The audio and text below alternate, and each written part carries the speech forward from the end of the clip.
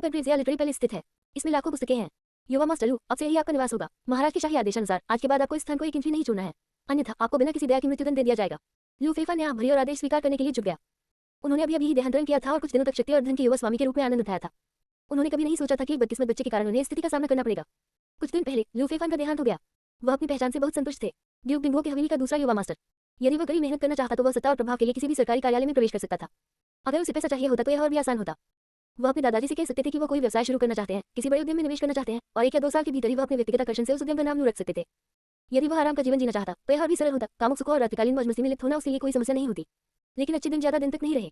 2 दिन पहले उनके जन्मदिन पर उनके परिवार के एक दूर के चचेरे भाई ने कहा कि वह उन्हें एक सरप्राइज देना चाहते हैं। उसे पता नहीं था कि उसे एक खूबसूरत महिला कहां से मिली, और उसने कहा कि यह उसका जन्मदिन का उपहार है। अपनी वर्तमान स्थिति और पद के साथ ऐसी कोई सुंदरता नहीं थी जिसे वह प्राप्त न कर सके। ये देखकर कि यह स्पष्ट रूप से अप्रत है, उसने स्वाभाविक रूप से सीधे मना कर दिया और उसे छोड़ने का भी इरादा किया। अप्रत्याशित रूप से उसके परेशान करने वाले चचेरे भाई ने चीजों को और अधिक रोचक बनाने के लिए उसकी शराब में एक शक्तिशाली कामोद्दीपक मिला दिया। वह आदमी सचमुच लापरवाह था। इस दुनिया में असाधारण शक्ति थी और कामोद्दीपक की शक्ति कल्पना से परे थी। लू फेफान का दिमाग खाली हो गया, एक पीले रंग की गूदे से भर गया। फिर उसने वो गलती की जो सभी पुरुष करते हैं। ड्यूक डिंगो की हवेली की ताकत के साथ ये कुछ भी नहीं होना चाहिए था। इसमें बस कुछ पैसे देना शामिल था, या यदि उसकी अंतरात्मा उसे सचमुच परेशान करती तो वह उसे उपपत्नी का दर्जा भी दे सकता था। सामान्य महिलाओं के लिए यह पहले से ही एक वरदान था जिसे उच्च धूप जलाकर भी प्राप्त करना कठिन था। यद्यपि ये शब्द कठोर थे, फिर भी ये सत्य थे। ड्यूक डिंगो की हवेली महान ज़िया राजवंश के 8 स्तंभ राज्यों में से एक। It was no exaggeration to say that those who wish to cling to this powerful family. ये कहना कोई अतिशयोक्ति नहीं होगी कि जो लोग इस शक्तिशाली परिवार से जुड़े रहना चाहते थे वे एक ऐसी पंक्ति बना सकते थे जो महान ज़िया के दर्जनों चक्कर लगा सकती थी। लेकिन समस्या ये थी कि वो महिला शाही परिवार से होने के कारण बहुत ऊंचे दर्जे की थी और उसे बहुत अधिक सम्मान भी प्राप्त था। और फिर लू फेफान की त्रासदी शुरू हुई। उसे सीधे गिरफ्तार कर लिया गया। अगर ड्यूक डिंगो के महल का चेहरा न होता तो शायद वह आज इतना स्वस्थ न होता। वो जरूर मौत की कामना करता। फिर भी उसकी साधना पूरी तरह से अपंग हो गई और उसे आजीवन कारावास की सजा सुनाई गई। उसके चचेरे भाई का आश्चर्य सदमे में बदल गया। वही समझ नहीं पा रहा था कि इतनी शक्तिशाली पृष्ठभूमि वाली महिला का अपहरण कैसे हो सकता है। भले ही वो शाही परिवार से हो, पर सबसे बुरी बात यह है कि यह सिर्फ एक विवाह संबंध है। वे ड्यूक के महल को यह चेहरा क्यों नहीं दे देते और मुझे कैद करने पर जोर क्यों नहीं देते। हिजरा के चले जाने के बाद लू फेफान ने अपनी छाती पकड़ ली और बार-बार आहें भरने लगा। वास्तव में जब लू फेफान को पहली बार उस महिला की पहचान के बारे में पता चला तब भी वह काफी आशावादी था और सोच रहा था कि सबसे बुरी स्थिति में भी वह उसे अपनी आधिकारिक पत्नी के रूप में स्थापित कर लेगा। वह स्त्री सचमुच अत्यंत सुंदर थी, पूर्णतः उसके योग्य थी। यह उनका भ्रम या अंधाधुंध अहंकार नहीं था। ऐसा इसलिए था क्योंकि ड्यूक की हवेली में सचमुच ताकत थी। इस संसार में असाधारण शक्ति थी। ड्यूक डिंगो के भवन की वर्तमान स्थिति महान ज़िया के लिए इसकी सराहनीय सेवा के अलावा इसकी अपनी ताकत से भी अविभाज्य थी। उनके दादा लू बिंगहा के पास शेनवुक क्षेत्र की ताकत थी। वह पूरे ग्रेट ज़िया में खुले तौर पर ज्ञात शीर्ष 10 सबसे मजबूत व्यक्तियों में से एक थे। इसके अलावा ड्यूक्स मेंशन में अन्य शाखा परिवार के सदस्य भी थे जिनकी नींव इतनी गहरी थी कि उन्हें अपनी जागीरें स्थापित करने में भी कोई समस्या नहीं हुई। इस दुनिया में मार्शल आर्टिस्ट खेती करते हैं अर्जित जनजात ग्रैंड मास्टर, महान ग्रैंड मास्टर, शेनवुक क्षेत्र, सम्राट भगवान क्षेत्र। ये मार्शल लॉ क्षेत्र हैं जो वर्तमान में लू फेफान को ज्ञात है। ये संसार बहुत विशाल कहा गया है और क्या इसमें अधिक शक्तिशाली व्यक्ति है यह उसकी जानकारी से परे है। लेकिन महान ज़िया में शेनवुक क्षेत्र पहले से ही अस्तित्व का उच्चतम स्तर था और ड्यूक्स मेंशन में ऐसे 3 व्यक्ति थे। हालांकि शीर्ष 10 में केवल पुराने मास्टर लू ही शामिल थे। It was already terrifyingly powerful. In short dukes mention her संक्षेप में ड्यूक की हवेली में बहुत सारे चेहरे थे। इसलिए जब उसे पहली बार पता चला कि वह महिला शाही परिवार से थी, हालांकि वह जानता था कि उसने परेशानी पैदा की है, लू फेफान ने नहीं सोचा था कि उसे कड़ी सजा मिलेगी। दुर्भाग्यवश उनका अनुमान गलत था। उसकी साधना बाधित हो गई और उसे बंधक बना लिया गया। यह एक थी जिसका उद्देश्य था कि वह यही बूढ़ा हो और यही मर जाए। ये ड्यूक की हवेली के लिए फेस के अंतिम संरक्षण के रूप में भी काम करता था। बूढ़े मालिक और अन्य लोग गुस्सा क्यों नहीं कर रहे हैं। लू फेफान ने ऊंची लाइब्रेरी की इमारतों को देखा और आह भरी। यहाँ वह अकेला नहीं था, वहाँ सैकड़ों नौकर भी थे जो पुस्तकालय की इमारतों को व्यवस्थित करने और साफ सफाई करने में व्यस्त थे। ये लोग भावशून्य, पूर्णतः शून्य थे। लू फेफान ने उनमें से 1 या 2 से बात करने की कोशिश की, लेकिन पाया कि वे बोल भी नहीं सकते थे। संभवतः यहाँ हर कोई मुक्त था। इन लोगों को भी हमेशा के लिए त्यान्याहा पवेलियन में ही रहना होगा तथा वहाँ से निकलने का कोई मौका नहीं मिलेगा। अंतर ये था कि उन्हें गद्दियाँ करने के लिए नहीं रोका गया था, बल्कि इसलिए रोका गया था क्योंकि उस स्थान को देखभाल करने के लिए लोगों की आवश्यकता थी। वहाँ तो एक भी महिला नहीं है। धतेरी की। लू फेफान ने मूक लोगों की ओर देखा। उसे 1 या 2 भी आकर्षक महिलाएं नहीं मिल सकी। क्या सचमुच मेरा बाकी जीवन यही बर्बाद होना तय है। लू फेफान ने आकाश की ओर देखा। उसकी अभिव्यक्ति दुखपूर्ण थी। वह बहुत कठिन समय से गुजर रहा था। स्वर्ग ने मूलतः उसे एक शक्तिशाली परिवार में पुनर्जन्म का अवसर दिया था, लेकिन फिर यह एक मजाक बन गया जिससे वह कुछ दिनों तक इसका आनंद ले सका और फिर उसे सीधी रसातल में धकेल दिया गया। मैं केवल किताबें पढ़ सकता हूँ। यहाँ तो केवल पुस्तकों की ही भरमार थी। लू फेफान मन ही मन कर और क्या कर सकता था। जो किताबें पहले उसे सिर दर्द देती थी अब वही उसे मोहित कर रही थी। डिंग। मेजबान पढ़ने पर ध्यान केंद्रित करता है, अनुभवन जोड़े। हे भगवान। लू फेफान जो कुछ समय से पढ़ रहे थे ने ऊर्जा का एक उछाल महसूस किया। यह उनकी स्वर्णिम उंगली का आगमन था। ट्रांसमाइग्रेटर्स के लिए यह एक जरूरी चीज है। इससे पहले जब उन्होंने पहली बार देहांतरण किया था तो उन्होंने इस बात पर विचार किया था कि क्या उनके पास स्वर्णिम उंगली है। दुर्भाग्यवश वह इससे जुड़ नहीं सका। बाद में अपनी पारिवारिक पृष्ठभूमि की शक्ति को समझते हुए उन्होंने माना कि यही उनकी स्वर्णिम उंगली थी। इसलिए उन्होंने अब इस मुद्दे पर अधिक विचार नहीं किया। उन्होंने कभी यह उम्मीद नहीं की थी कि उस समय उन्हें बंधक बना लिया जाएगा और उनका भविष्य अंधकार में हो जाएगा। एक नई आशा जगी। गोल्डन फिंगर सक्रिय हो गया। या यूं कहिए कि गोल्डन फिंगर हमेशा से वहां मौजूद थी। बात बस इतनी थी कि उसने पहले कभी पढ़ाई नहीं की थी, इसलिए कोई गतिविधि नहीं थी। ये बिल्कुल भी बुद्धिमानी नहीं है। तुम्हें मुझे पहले बताना चाहिए था। सच कहूं तो अगर उसे कैद नहीं किया गया होता तो लू फेफान को पता ही नहीं चलता कि वह पढ़ने के लिए किताब उठा लेता। यद्यपि खेती के लिए गुप्त मैनुअल की आवश्यकता होती है। उनके मूल शरीर ने पहले से ही गुप्त मैनुअल को अच्छी तरह से समझ लिया था, कम से कम ग्रैंडमास्टर दायरे तक, इसलिए उन्हें आगे अध्ययन करने की कोई आवश्यकता नहीं थी। और ग्रैंडमास्टर दायरे तक पहुंचना भगवान ही जाने कब होगा। आखिरकार पहले उनकी योग्यता को अच्छा नहीं माना जाता था। उन्होंने कभी उम्मीद नहीं की थी कि भाग्य के किसी मोड़ से त्यान्याहा पवेलियन में आने से उनकी गोल्डन फिंगर सक्रिय हो जाएगी। एक विचार के साथ उन्होंने अपने डेटा को देखा। मेजबान लू फेफान। क्षेत्र कोई नहीं, 0/100 जोड़। साधना तकनीक, बैंगनी आकाश दानव दमन हृदय सूत्र जोड़। मार्शल कौशल, दानव दमन मुट्ठी जोड़, वशीकरण ड्रैगन पाम जोड़, थंडर क्रिसेंट स्लैश जोड़, अधिपति तेरा मार जोड़, धुआं बादल आंदोलन तकनीक जोड़। अनुभवन 1। लू फेफान को इनसे अधिक साधना तकनीक और मार्शल कौशल का ज्ञान था, लेकिन बाकी को सूचीबद्ध नहीं किया गया। लू फेफा ने संक्षेप में बताया कि पैनल में आने से पहले उन्हें छोटी उपलब्धि तक पहुंचना होगा। क्षेत्र प्रदर्शित नहीं किया गया है, लेकिन इसे उन्नत किया जा सकता है। लेकिन इससे कोई फर्क नहीं पड़ता, जब तक इसे उन्नत किया जा सकता है और बिजली सामान्य है, तब तक ये ठीक है। ये जानते हुए कि पढ़ने से अनुभव मिल सकते हैं, लू फेफान का पहले से मृत हृदय तुरंत पुनर्जीवित हो गया। उसके जीवन को एक बार फिर दिशा मिल गई। उसके जीवन में एक बार फिर आशा जगी। वह पढ़ेगा।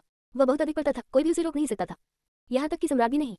सारांश तैयार करने के बाद लू फेफान को पता चला कि वह 1 घंटे तक गंभीरता से पढ़कर 10 अनुभव प्राप्त कर सकता है। हालांकि यदि वह पढ़ते समय पर्याप्त ध्यान केंद्रित नहीं करता तो उसके अनुभव नहीं बढ़ेंगे। In that case he needed to read books with good storytelling and interesting.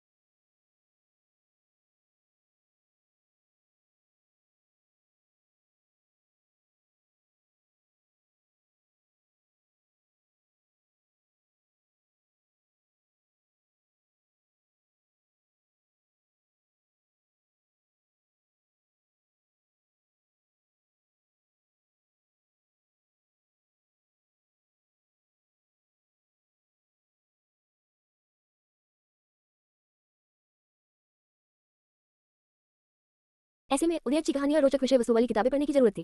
यदि यह बहुत गहरा था तो वह शांत नहीं हो सकता था। कम से कम अभी तो यही स्थिति है। पूरे दिन पढ़ने के बाद भी 10 घंटे से अधिक समय में वो 100 अनुभवन तक भी नहीं पहुंच पाया था। उसके पास केवल 80 अंक थे। इसका मतलब यह था कि वह बीच में कई घंटों तक विचलित रहा था और समय बीतने के साथ यह स्थिति और भी खराब होती गई। इस बारे में सोचते हुए उसने नहा धोकर सोने का निर्णय लिया और कल काम जारी रखने का निर्णय लिया। अच्छे सपनों की एक रात। अगले दिन लू फेफा ने पढ़ना जारी रखा। महान विनाश इतिहास। उनमें से एक कोने में रखी एक किताब जो काफी समय से अछूती सी लग रही थी ने उनकी ऊंची जगह दी। उसने इसे उठाया और पढ़ना शुरू कर दिया। वह अधिकाधिक तल्लीन होता गया और साथ ही थोड़ा घबरा भी गया। दिव्य सैन्य क्षेत्र पहले से ही बहुत मजबूत था। एक व्यक्ति 10,000 सैनिकों को दबा सकता था, लेकिन इस पुस्तक में दर्ज अभिलेखों के अनुसार वास्तव में शक्तिशाली व्यक्ति अपने हाथ उठाकर राष्ट्रों को नष्ट कर सकते थे और एक कदम उठाकर विश्व को स्थिर कर सकते थे। हालांकि इसमें विशिष्ट दायरे और अन्य विवरण का वर्णन नहीं किया गया था। ये तो किसी उपन्यास की कहानी में शेखी बधाने जैसा था।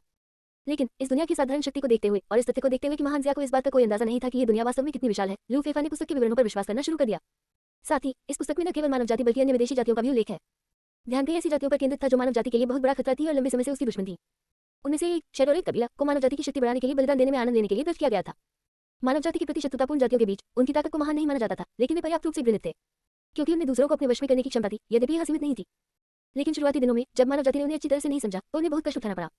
उन्होंने मानव जाति में फूट डाली, आंतरिक संघर्षों को भड़काया, महान युद्ध शुरू किया और उनसे लाभ उठाया। यदि बाद में मजबूत व्यक्तियों को यह एहसास न होता कि कुछ गलत था और उन्होंने इसका समाधान न निकाला होता तो मानव जाति सचमुच बिखर गई होती या यहाँ तक कि विलुप्त हो गई होती। इसलिए मानव जाति ने इस कबीले से पूरी तरह से घृणा की और पूरे महाविनाश काल में उनका शिकार किया। और यह सभी जातियों के बीच जारी किया जाने वाला एक प्रकार का इनाम शिकार था। वे तब तक नहीं रुके जब तक कि उन्होंने उन्हें महान विनाश से लगभग मिटा नहीं दिया। This clan was indeed disgusting, like ghosts causing destruction from within, and their threat was truly. ये कबीला सचमुच घिनौना था, भूतों की तरह भीतर से विनाश कर रहा था और उनका खतरा सचमुच बहुत बड़ा था। मेजबान पढ़ने पर ध्यान केंद्रित कर रहा है। अनुभवन जो 1। अनुभवन 100। 100 अनुभवनों के साथ लू फेफान का ध्यान तुरंत गायब हो गया। उसने जबरदस्ती नहीं की, अब उनका ध्यान हट गया है और वे जोड़ सकते हैं। उसकी साधना अपन हो गई थी, उसका दान बिखर गया था। सैद्धांतिक रूप से उसके लिए फिर से साधना करने की कोई संभावना नहीं थी और अब एक चमत्कार देखने का समय आ गया था। अनुभवन अंक जोड़ें। लू फेफान की चेतना ने एक प्रेत हाथ की तरह सभी अनुभव बिंदुओं को अपने दायरे की ओर निर्देशित किया। उसने 100 बार क्लिक किया। अनुभवन 0 पर रीसेट हो जाते हैं। इसी समय उसका राज्य भी बदल गया।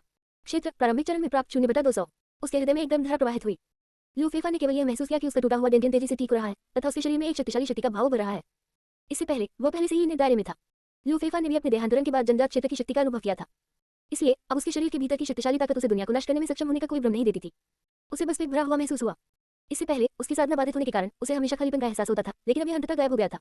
ताज़ा वह अपने प्रयास जारी रखेगा, अपनी पिछली साधना पर वापस लौटेगा और फिर एक छोटा लक्ष्य निर्धारित करेगा, दिव्य मार्शल क्षेत्र, और अपने मार्शल कौशल और साधना तकनीक को अपने चरम पर पहुंचाएं। लू फेफान ने उफनती भावनाओं के साथ पढ़ना जारी रखा। इसके अलावा उन्होंने पाया कि जैसे जैसे समय बीता गया वे पढ़ने में अधिकाधिक तल्लीन होते गए, जबकि शुरुआत में उनका अधिकांश समय बेकार चला जाता था। आधा महीना पलक झपकते ही बीत गया।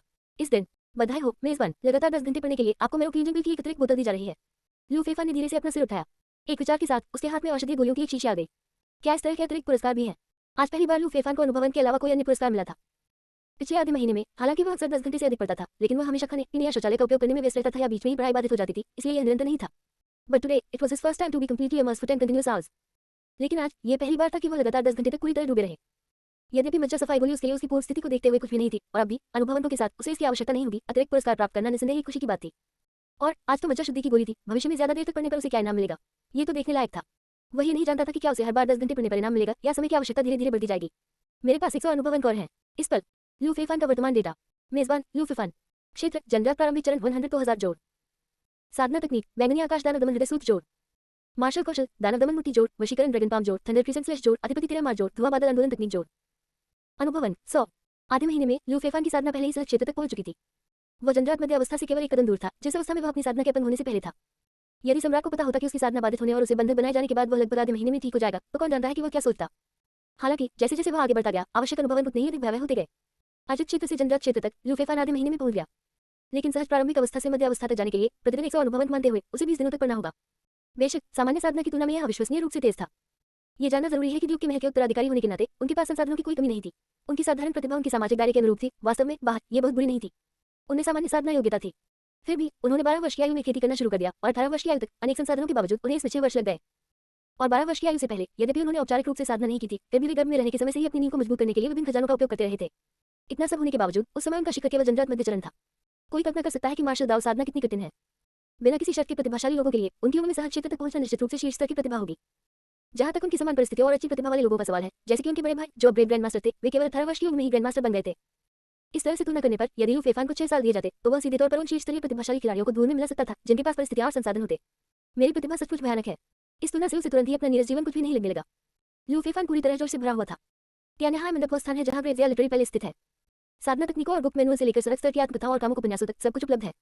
इतनी सारी किताबें संभवतः केवल दिखावे के लिए नहीं हो सकती। आमतौर पर लोगों को अंदर आकर पढ़ने की अनुमति होती है। बेशक कोई भी इसमें प्रवेश नहीं कर सकता। केवल शाही परिवार के सदस्यों और शक्तिशाली कुलीनों के बच्चों को ही अनुमति है। पूर्व लू फेफान भी अंदर आकर पढ़ने के लिए योग्य थे। हालांकि वह कभी नहीं आया था। क्यों? बेशक उसे यह पसंद नहीं आया। वास्तव में अधिकांश शाही बच्चे और कुलीन युवा मास्टर और युवा साहब यहाँ आना पसंद नहीं करते थे, जब तक कि उनके परिवार द्वारा ऐसा करने की आवश्यकता न हो। यहाँ उपलब्ध सबसे कीमती साधना तकनीकें और गुप्त नियमावलियां, जिन्हें वे स्वतंत्र रूप से देख सकते थे, उनकी पसंद की नहीं थी। उनके अपने परिवारों के पास सामान्य चीजों से कहीं अधिक श्रेष्ठ चीजें थी। जहाँ तक उच्च श्रेणी वाले का प्रश्न है, उन्हें पढ़ने के लिए कुछ शर्तें थी, उन्हें नहीं बदला जा सकता था। और यदि वे इन्हें पढ़ नहीं सकते थे तो वे क्या देखने आ रहे थे। इसलिए काफी समय तक यहाँ कोई अजनबी व्यक्ति प्रवेश करता नजर नहीं आया। ड्यूक का घर सचमुच कुछ खास है। मैं बाहर नहीं जा सकता, लेकिन कम से कम किसी को मेरी जांच के लिए तो भेजो। यहाँ तक कि सिर्फ बात करने के लिए भी। यद्यपि पढ़ने से उन्हें अनुभव प्राप्त हुआ, फिर भी धीरे धीरे उन्हें अकेलेपन की भावना की आदत हो गई। लेकिन कभी कभी अचानक वह हमेशा ही चाहता था कि कोई उसके सामने हो और उसकी बातें सुन सके। इससे पहले लू फेफान ने भी नौकरों से बात करने की कोशिश की थी, लेकिन त्यान्हाय मंडप में ये नौकर बहरे और गूंगे थे। वे रोबोट जैसे थे। कुछ वाक्य कहने के बाद लू फेफान की भी रुचि खत्म हो गई। This was also an important reason why Lu Feifan was able to achieve continue. ये भी एक महत्वपूर्ण कारण था कि लू फेफान इतनी जल्दी लगातार 10 घंटे पढ़ने में सक्षम हो गया। अगले दिनों में लू फेफान ने 2 बार और लगातार 10 घंटे तक पढ़ाई की। दोनों बार उन्हें पुरस्कार मिला। इनमें से एक प्रोफाउंड ग्रेट ब्रॉडस्वर्ड थी। इससे पहले वह जिस हथियार का इस्तेमाल करता था वह पृथ्वी ग्रेड का था, लेकिन अब जब उसके पास कुछ भी नहीं था तो वह गहन ग्रेड के हथियार के बारे में नहीं चिंता था। दूसरी बोतल युवान पौष्टिक गोलियों की थी जो सहज साधना में मदद कर सकती थी। यद्यपि वर्तमान पुरस्कार अभी तक उदार नहीं माने गए थे, लू फेफान पहले से ही बहुत संतुष्ट थे। उनका मानना था कि जब तक वो पढ़ना जारी रखेंगे, बाद में उसे निश्चित रूप से वह खजाना मिल जाएगा जिसकी उसे चाह थी, या फिर वह खजाना जो पहले उसकी पहुंच से बाहर था। और यह सच था। लगातार 10 घंटे की पठन सत्र के लिए पुरस्कार प्राप्त करने के बाद बधाई हो मेजबान, लगातार 10 घंटे की पठन सत्र के लिए पुरस्कार एक सज्जन का जैद। यह एक पृथ्वी ग्रेड जैद पेंडेंट था जो दिव्य आत्मा के हमलों को पोषित और प्रतिरोध कर सकता था, किसी की आभा को छुपा सकता था और यहाँ तक कि उसके समग्र स्वभाव को भी बढ़ा सकता था। जैद पेंडेंट के साथ सड़क पर एक सज्जन सिर की तरह। वह पहले से ही सुंदर था, लेकिन पहले वह थोड़ा लंबा था, जिसकी वजह से उसका स्वभाव थोड़ा चंचल था। हालांकि इस दौरान पढ़ने और फिर जैद पेंडेंट पहनने से उसका पूरा व्यवहार तुरंत बदल गया। सबसे महत्वपूर्ण बात, अतीत में भी उसके पास केवल 3 ऐसे पृथ्वी स्तर के खजाने थे। और अब इस न्याय मंडप में थोड़े समय के बाद ही उसके पास एक हो गया। भविष्य आशाजनक है, भविष्य आशाजनक है। पढ़ना जारी रहा। समय उठता गया, वर्षों की तरह बीत गए। जब लू फेफान की ताकत जन्मजात देर चरण तक पहुंच गई। 3 महीने पहले ही बीत चुके थे। उनका जीवन दिन प्रतिदिन पढ़ने, खाने और सोने के इर्द गिर्द घूमता था। सौभाग्यवश पढ़ने से उन्हें अनुभव प्राप्त हुआ। इस समय 3 महीने से अधिक समय में लू फेफान पहले ही अपनी पूर्व स्थिति से आगे निकल चुका था। मेजबान लू फेफान। क्षेत्र जन्मजात अंतिम चरण 2000/8000 जोड़। साधना तकनीक बैंगनी आकाश दानव दमन हृदय सूत्र जोड़। मार्शल कौशल दानव दमन मुट्ठी जोड़, वशीकरण ड्रैगन पाम जोड़, थंडर क्रिसेंट स्लैश जोड़, अधिपति तिरमार जोड़, धुआं बादल आंदोलन तकनीक जोड़। अनुभवन 200। Most importantly in these 3 months he had obtained 6 more great treasures। Gentleman से सहित अब उसके पास पृथ्वी ग्रेड खजाने की संख्या उससे अधिक हो गई थी जब वह ड्यूक की हवेली का युवा मास्टर था। 3 महीनों में उन्होंने 30 से अधिक बार लगातार 10 घंटे पढ़ने का लक्ष्य हासिल कर लिया। 3 पृथ्वी ग्रेड खजाने के अलावा 23 और गहन ग्रेड आइटम जोड़े गए। बाकी पीले ग्रेड के थे। पीले ग्रेड के खजाने कभी कभार ही मिलते थे, जैसे किस्मत खराब होने पर न्यूनतम गारंटी के साथ मिलते थे। चलो एक मार्शल कौशल जोड़े और इसे आजमाएं। पिछले कुछ महीनों से वह अपने दायरे को बढ़ाने के लिए अनुभव का उपयोग कर रहा था। साधना तकनीक और मार्शल कौशल को सीधे तौर पर नजरअंदाज कर दिया गया। जहां तक साधना तकनीकों का सवाल है, उसने उन्हें पहले ही लघु उपलब्धि क्षेत्र तक विकसित कर लिया था, जो कि सहज क्षेत्र के लिए पर्याप्त था। ग्रैंडमास्टर क्षेत्र में पहुंचने पर उसे उन्हें उन्नत करने की आवश्यकता होगी। मार्शल कौशल युद्ध शक्ति से संबंधित है। यदि इस पहलू में अंतर बहुत बड़ा है, यदि वह केवल अपने क्षेत्र की ताकत में सुधार करता है, तो समान रैंक की लड़ाइयों में वह बहुत कमजोर दिखाई देगा और यहाँ तक कि किसी ऐसे व्यक्ति से भी पराजित हो सकता है जो उसके क्षेत्र से परे है। बेशक जब तक क्षेत्र पर्याप्त ऊर्जा है, पूर्ण शक्ति के साथ सीधे दमन भी संभव है। हालांकि अब उसकी साधना में सुधार करने में बहुत समय लगेगा, इसलिए पहले मार्शल कौशल में सुधार करना भी अच्छा है। 200 अंकों के साथ लू फेफान ने सीधे उन सभी को दानव दमन मुट्ठी में डाल दिया। यह मार्शल कौशल युग बिंदुओं के हवेली के लू परिवार का विरासत मार्शल कौशल है और केवल परिवार के प्रत्यक्ष वंशज ही इसे विकसित कर सकते हैं। इसका रैंक उच्च ग्रेड पृथ्वी ग्रेड तक पहुंच गया, जो स्वर्ग ग्रेड स्तर के करीब है। वास्तव में जब इसे चरम सीमा तक विकसित किया जाता है, तो इसमें वास्तव में स्वर्ग स्तर की मार्शल कौशल की शक्ति होती है। इसी मुट्ठी तकनीक पर भरोसा करके लू बिंझा ने ग्रेड ज़िया में शीर्ष 10 में शामिल होने की ताकत हासिल की थी। जैसे ही 200 अनुभवन जोड़े गए, इन लू फाइव माइंड अ मैजेस्टिक फिगर अपीयर्ड सीमली फिलिंग दिस्टासी हिस्सा। लू फेफान के मन में एक रात सी आकृति प्रकट हुई, जो मानो तारों के समुद्र को भर रही थी। उसकी तारे जैसी मुठियां बार बार कर रही थी और हिल रही थी। लू फेफान के मन में दानव दमन मुट्ठी के बारे में कई अंतर्दृष्टियां उभरी। हालांकि ये स्थिति लंबे समय तक नहीं रही। कुछ ही क्षणों में उसके मन में बनी छवि चकनाचूर हो गई। लू फेफान को नुकसान का एहसास हुआ, लेकिन कोई विकल्प नहीं था। ऐसा लग रहा था कि उसे फिल्म देखना जारी रखने के लिए रिचार्ज करने की जरूरत थी, और अब उसके अनुभवन शून्य थे। वह केवल कड़ी मेहनत करना जारी रख सकता था। इसके बाद लू फेफान ने अनुभवन जमा करना शुरू कर दिया। उसे लगा कि ये युद्ध कौशल उसे अपनी समझ और साधना को तेज करने के लिए एक अवसर प्रदान करते हैं। उस अवसर में अगर पर्याप्त समय हो तो ये सचमुच संतोषजनक होगा। अन्यथा पहले की 200 अंकों की तरह कुछ ही क्षणों में यद्यपि प्रगति हुई, लेकिन इससे उन्हें हमेशा एक अपूर्णता का एहसास होता था, जो बहुत संतोषजनक था। 1 महीने से अधिक समय के बाद लू फेफान ने 3000 अनुभवन जमा किए। उसी समय उन्होंने एक और पृथ्वी ग्रेड खजाना प्राप्त किया। यह एक फॉर्मेशन प्लेट थी जो हिडन गॉड फॉर्मेशन को तैनात कर सकती थी। इस भव्य संरचना के कई कार्य थे। यह बाहरी शत्रुओं को रोक सकती थी, आंतरिक रूप से आक्रामक मारक संरचनाओं को नियंत्रित कर सकती थी तथा इसे जीतने के लिए भी इस्तेमाल किया जा सकता था। इसकी सबसे शक्तिशाली शक्ति एक महान ग्रैंड मास्टर को उनके चरम पर दबा सकती है, और यहाँ तक कि एक शेनवुक क्षेत्र विशेषज्ञ को भी लगभग 10 सेकंड तक रोक कर रखा जा सकता है। हालांकि इन सभी के लिए मूल पत्थरों की खपत की आवश्यकता थी। जितनी अधिक शक्ति उतनी अधिक खपत। दरअसल वर्तमान में लू फेफान के लिए सबसे महत्वपूर्ण चीज इसकी छिपाने की क्षमता थी। फॉर्मेशन सक्रिय होने पर चाहे वह अंदर कुछ भी करे, बाहर के लोगों को लगेगा कि सब कुछ सामान्य है और कुछ भी नहीं हो रहा है। ये लू फेफान के लिए अविश्वसनीय रूप से महत्वपूर्ण था। ये जानना आवश्यक है कि पिछले कुछ महीनों में उसकी ताकत लगातार बढ़ती गई थी और उसके शरीर में शक्ति की भावना विस्फोटक थी, फिर भी उसने इसका परीक्षण करने की हिम्मत नहीं की। त्यान्हाई पवेलियन के बाहर भारी सुरक्षा व्यवस्था थी और अंदर विशेषज्ञ तैनात थे। यह निश्चित रूप से केवल उन 1 या 200 मुखबद्ध सेवकों की बात नहीं थी। इसलिए उन्होंने कुछ भी गलत करने की हिम्मत नहीं की, क्योंकि उन्हें डर था कि ऐसी गड़बड़ी पैदा हो जाएगी और वहां तैनात विशेषज्ञों का ध्यान उनकी ओर आकर्षित हो जाएगा। और अब इस फॉर्मेशन के साथ वह अंततः राहत की सांस ले सकता था। अब सामान्य निरीक्षणों के दौरान अपनी ताकत का परीक्षण करना ठीक था। उदाहरण के लिए आज रात दानव दमन मुट्ठी में जोड़ने के बाद वह इसकी शक्ति का परीक्षण कर सकता है। Evening the formation plate was set up with a thought. एक विचार के साथ लू फेफान ने अपने रहने के स्थान को संशोधित और सुदृढ़ करने के लिए संरचना का उपयोग किया। बाहरी लोग कुछ भी पता नहीं लगा सके, ये नोटिस करने में असमर्थ रहे कि अदृश्य रूप से यह स्थान पूरी तरह से बदल गया था। और यह सब करने के बाद उन्होंने तुरंत ही दानव दमन मुट्ठी के स्टेट आवंटन को सक्रिय कर दिया। सारा अनुभव एक ही बार में खर्च हो गया। तुरंत ही वह अस्तित्व जो ब्रह्मांड और तारों भरे आकाश को ढकने में सक्षम प्रतीत होता था, पुनः प्रकट हुआ तथा उसे पहली तकनीक का प्रदर्शन किया, और लू फेफान के हृदय में एक बार फिर गहन रहस्यमय अनुभूति उत्पन्न हुई। इस बार उसे दानव दमन मुट्ठी की एक पूरी तरह से नई समझ थी। उसी समय दानव दमन मुट्ठी के साथ अपरिचितता जो उसकी पूर्ववर्ती से आई थी, जल्दी से मिल गई। उसका शरीर उसके हृदय के साथ गति करने लगा और उसने अपनी भावनाओं के अनुसार दानव दमन मुट्ठी का अभ्यास करना शुरू कर दिया। जब तक उन्हें लगा कि दानव दमन मुट्ठी पूरी तरह से एक नए चरण में पहुंच गई है, तब तक मजबूत अभ्यासी का प्रदर्शन भी अचानक रुक गया। उसी समय लू फेफान जो मुट्ठी तकनीक का अभ्यास कर रहा था, ने एक जोरदार मुक्का मारा। धमाका। एक जोरदार विस्फोट के साथ वह घर जिसमें वह रह रहा था सीधे टूट गया। मुक्का इतना जोरदार था कि वह फॉर्मेशन से टकराया, जैसे एक भयंकर गर्जना हुई और फिर वह रुक गया। ये संरचना काफी मजबूत थी, हालांकि इसे कोई नुकसान नहीं हुआ, लेकिन आसपास की हवा में की लहरें फैल गई। इस पंच की शक्ति ग्रैंडमास्टर के पंच के बराबर थी। लू फेफान बहुत संतुष्ट था। अब अपने शरीर पर खजाने का उपयोग किए बिना भी उसे एक साधारण ग्रैंडमास्टर का सामना करने में कोई दबाव महसूस नहीं हुआ। लू फेफान ने नष्ट हुए कमरे को देखा। इससे कोई फर्क नहीं पड़ा, संरचना के कारण इसे छुपाया गया। बाहरी लोग ये नहीं देख सकते थे कि यहाँ एक घर गायब हो गया है। जहां तक उनका सवाल है, तो फॉर्मेशन के कारण हवा और बारिश अंदर नहीं आ सकती थी, उन्हें बस बिस्तर की जरूरत थी। ये घर जो बर्बाद हो चुका था, भविष्य में खेती के लिए एकदम उपयुक्त था। उस दिन लू फेफान एक किताब पढ़ रहा था। डोन डोन घंटी 3 बार बजी, प्रत्येक ध्वनि में शोकपूर्ण स्वर था। घंटी की ध्वनि के नीचे संपूर्ण शाही राजधानी शोक के वातावरण में डूबी हुई थी।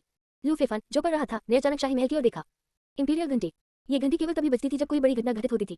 And it was the kind of event that could shake the entire world. 3 घंटे की घंटी एक राष्ट्रीय त्रासदी। महामहिम ने व्यक्तिगत रूप से उत्तरी लियांग के अभियान का नेतृत्व किया और ज़ियोनिक पास शहर में उत्तरी रेगिस्तान से दुश्मन का सामना किया। युद्ध सुचारू रूप से नहीं चला और वान परिवार ने राष्ट्र को धोखा दिया, जिससे उत्तरी लियांग सेना को घेर लिया गया। इस लड़ाई में 1 लाख उत्तरी लियांग सैनिकों ने युद्ध के मैदान में अपना खून बहाया। महामहिम गंभीर रूप से घायल हो गए और जनरल लू गंभीर रूप से घायल हो गए और पेल स्टेट ड्यूक निंग युद्ध में मारे गए। संपूर्ण शाही राजधानी में शोकपूर्ण आवाज फैल गई। दादाजी गंभीर रूप से घायल हो गए हैं। लू फेफा ने अपनी किताब नीचे रख दी, क्योंकि यह एक ऐसी दुनिया थी जहां मार्शल दाओ ने ज्ञान प्राप्त किया था, इसलिए मजबूत अभ्यासियों का जीवनकाल सामान्य लोगों के साथ तुलनीय नहीं था। इसलिए कई नियम धर्मनिरपेक्ष राजवंशों से भिन्न थे, जैसे उपाधियों की विरासत। यद्यपि ओल्ड मैन मरा नहीं था, ड्यूक की उपाधि पहले ही उसके वंशज को दे दी गई थी। वह लू फेफान के पिता लू मिंग हुई थे। और बुरा आदमी अब सांसारिक मामलों में खुद को शामिल नहीं करता था, केवल एक महान जनरल का पद धारण करता था, लेकिन केवल युद्ध के समय ही जाता था। और यह स्पष्ट था कि बुरा सम्राट उसे शाही अभियान पर साथ लेकर आया था। परिणाम यह हुआ कि युद्ध सुचारू रूप से नहीं चला और दोनों गंभीर रूप से घायल हो गए। वह स्थिति की जांच करने के लिए इच्छुक था। दुर्भाग्यवश वह वर्तमान में एक कैदी से भिन्न नहीं था, वह ऐसे मामलों को नहीं देख सकता था। किसी ने भी उसे विशिष्ट समाचार नहीं बताया। जारी रखे कर रहे हैं।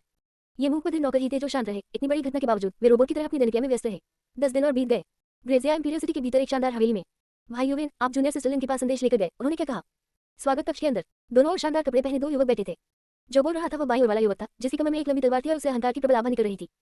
उनका नाम मेफियान था, जो तियानमेन पर्वत के एक सच्चे शिष्य थे, जो ग्रेजिया के 4 महान संत संप्रदायों में से एक थे। शाही राजधानी में परिवर्तन के कारण वह विशेष रूप से अपने बुजुर्गों के साथ यहाँ आए, लेकिन वहां पहुंचने पर वह उस व्यक्ति को नहीं देख सका जिसे वह चाहता था, जिससे वह बहुत व्यथित हो गया। उनके सामने बैठे थे यूवेन दाई, यूवेन परिवार के तीसरे युवा मास्टर, ड्यूक वेन, ग्रेजिया के 8 उच्चतम राज्यों में से एक। अपने मित्र का प्रश्न सुनकर Yuwen Dai face sure hesitation. Brother में there are plenty of fish in the भाई में समुद्र में बहुत सारी मछलियां हैं। आपको राजकुमारी के बारे में सोचना बंद कर देना चाहिए, इससे कुछ नहीं होगा। अंततः उन्होंने कुछ विचार करने के बाद सलाह दी। भाई यूवेन आप नहीं जानते, जब से जूनियर सिस्टर लिन तियानमेन पर्वत पर आई, जिस क्षण मैंने उन्हें देखा मेरा दिल पूरी तरह पिघल गया। क्या आप समझते हैं? वह एहसास ऐसा है, मैं इसका वर्णन नहीं कर सकता, लेकिन संक्षेप में मैं उसके अलावा किसी और से शादी नहीं करूंगा। मेफिया अपने प्रेम विवल भाव से कहा, भाई में आपने पर्याप्त नहीं खिला है। चूंकि आप राजधानी में हैं, इसलिए आपके मेजबान के रूप में मैं आपके लिए एक ड्रैगन सेवा की व्यवस्था करूंगा, ताकि आपको ये समझा सकूं कि उसके अलावा किसी और से शादी न करे वाली बातें सिर्फ खोखली बातें हैं। यूवेन दाई ने कहा, मैंने भी तुमसे कम नहीं खिला है, लेकिन मजा तो मजा है और सच्ची भावनाएं कभी नहीं बदल सकती। मेफिया ने अपना सिर हिलाया और कहा, ठीक है भाई यूवेन, मुझे परिणाम बताओ। उसने जारी रखा, भाई में राजकुमारी को वापस आए हुए अभी कुछ ही महीने हुए हैं और मैं उनसे परिचित नहीं हूँ। मुख्य बात यह है कि मैं उन्हें कोई संदेश नहीं दे सकता। यूवेन दाई असहाय था। अगर ऐसा है तो आप मुझे हार मानने की सलाह क्यों दे रहे हैं? मेफिया ने नाराजगी से भौहें सिकोड़ ली। क्या ऐसा हो सकता है कि आपने राजकुमारी का रूप देखा और आपके मन में गलत विचार आए? फिर उसने अपनी तलवार की मूठ पकड़ी। क्या बिल्ली है? मेफिया को भड़कते देख यूवेन दाई सचमुच अवाक रह गए। यह एक सामान्य मामला था, जिसमें एक मित्र बिना किसी हिचकिचाहट के आपकी पीठ में चुरा घोंपने को तैयार हो जाता है, जब मामला किसी महिला से जुड़ा हो। उसने पहले कभी इस बात पर ध्यान नहीं दिया था कि यह आदमी किस तरह का व्यक्ति है। अगर तुम ऐसे ही रहोगे तो मैं तुम्हें सच बता दूंगा। राजकुमारी ने आपसे मिलने से इनकार कर दिया। सबसे महत्वपूर्ण बात, जब मैंने उसे देखा तो मैंने देखा कि उसका पेट निकला हुआ था। यूवेन दाई ने एक क्षण सोचा और महसूस किया कि उसे लगातार समझाना पता होगा, इसलिए उसने सीधे बोल दिया, उभरा हुआ, आपका क्या मतलब है? मेफिया कुछ उलझन में थी।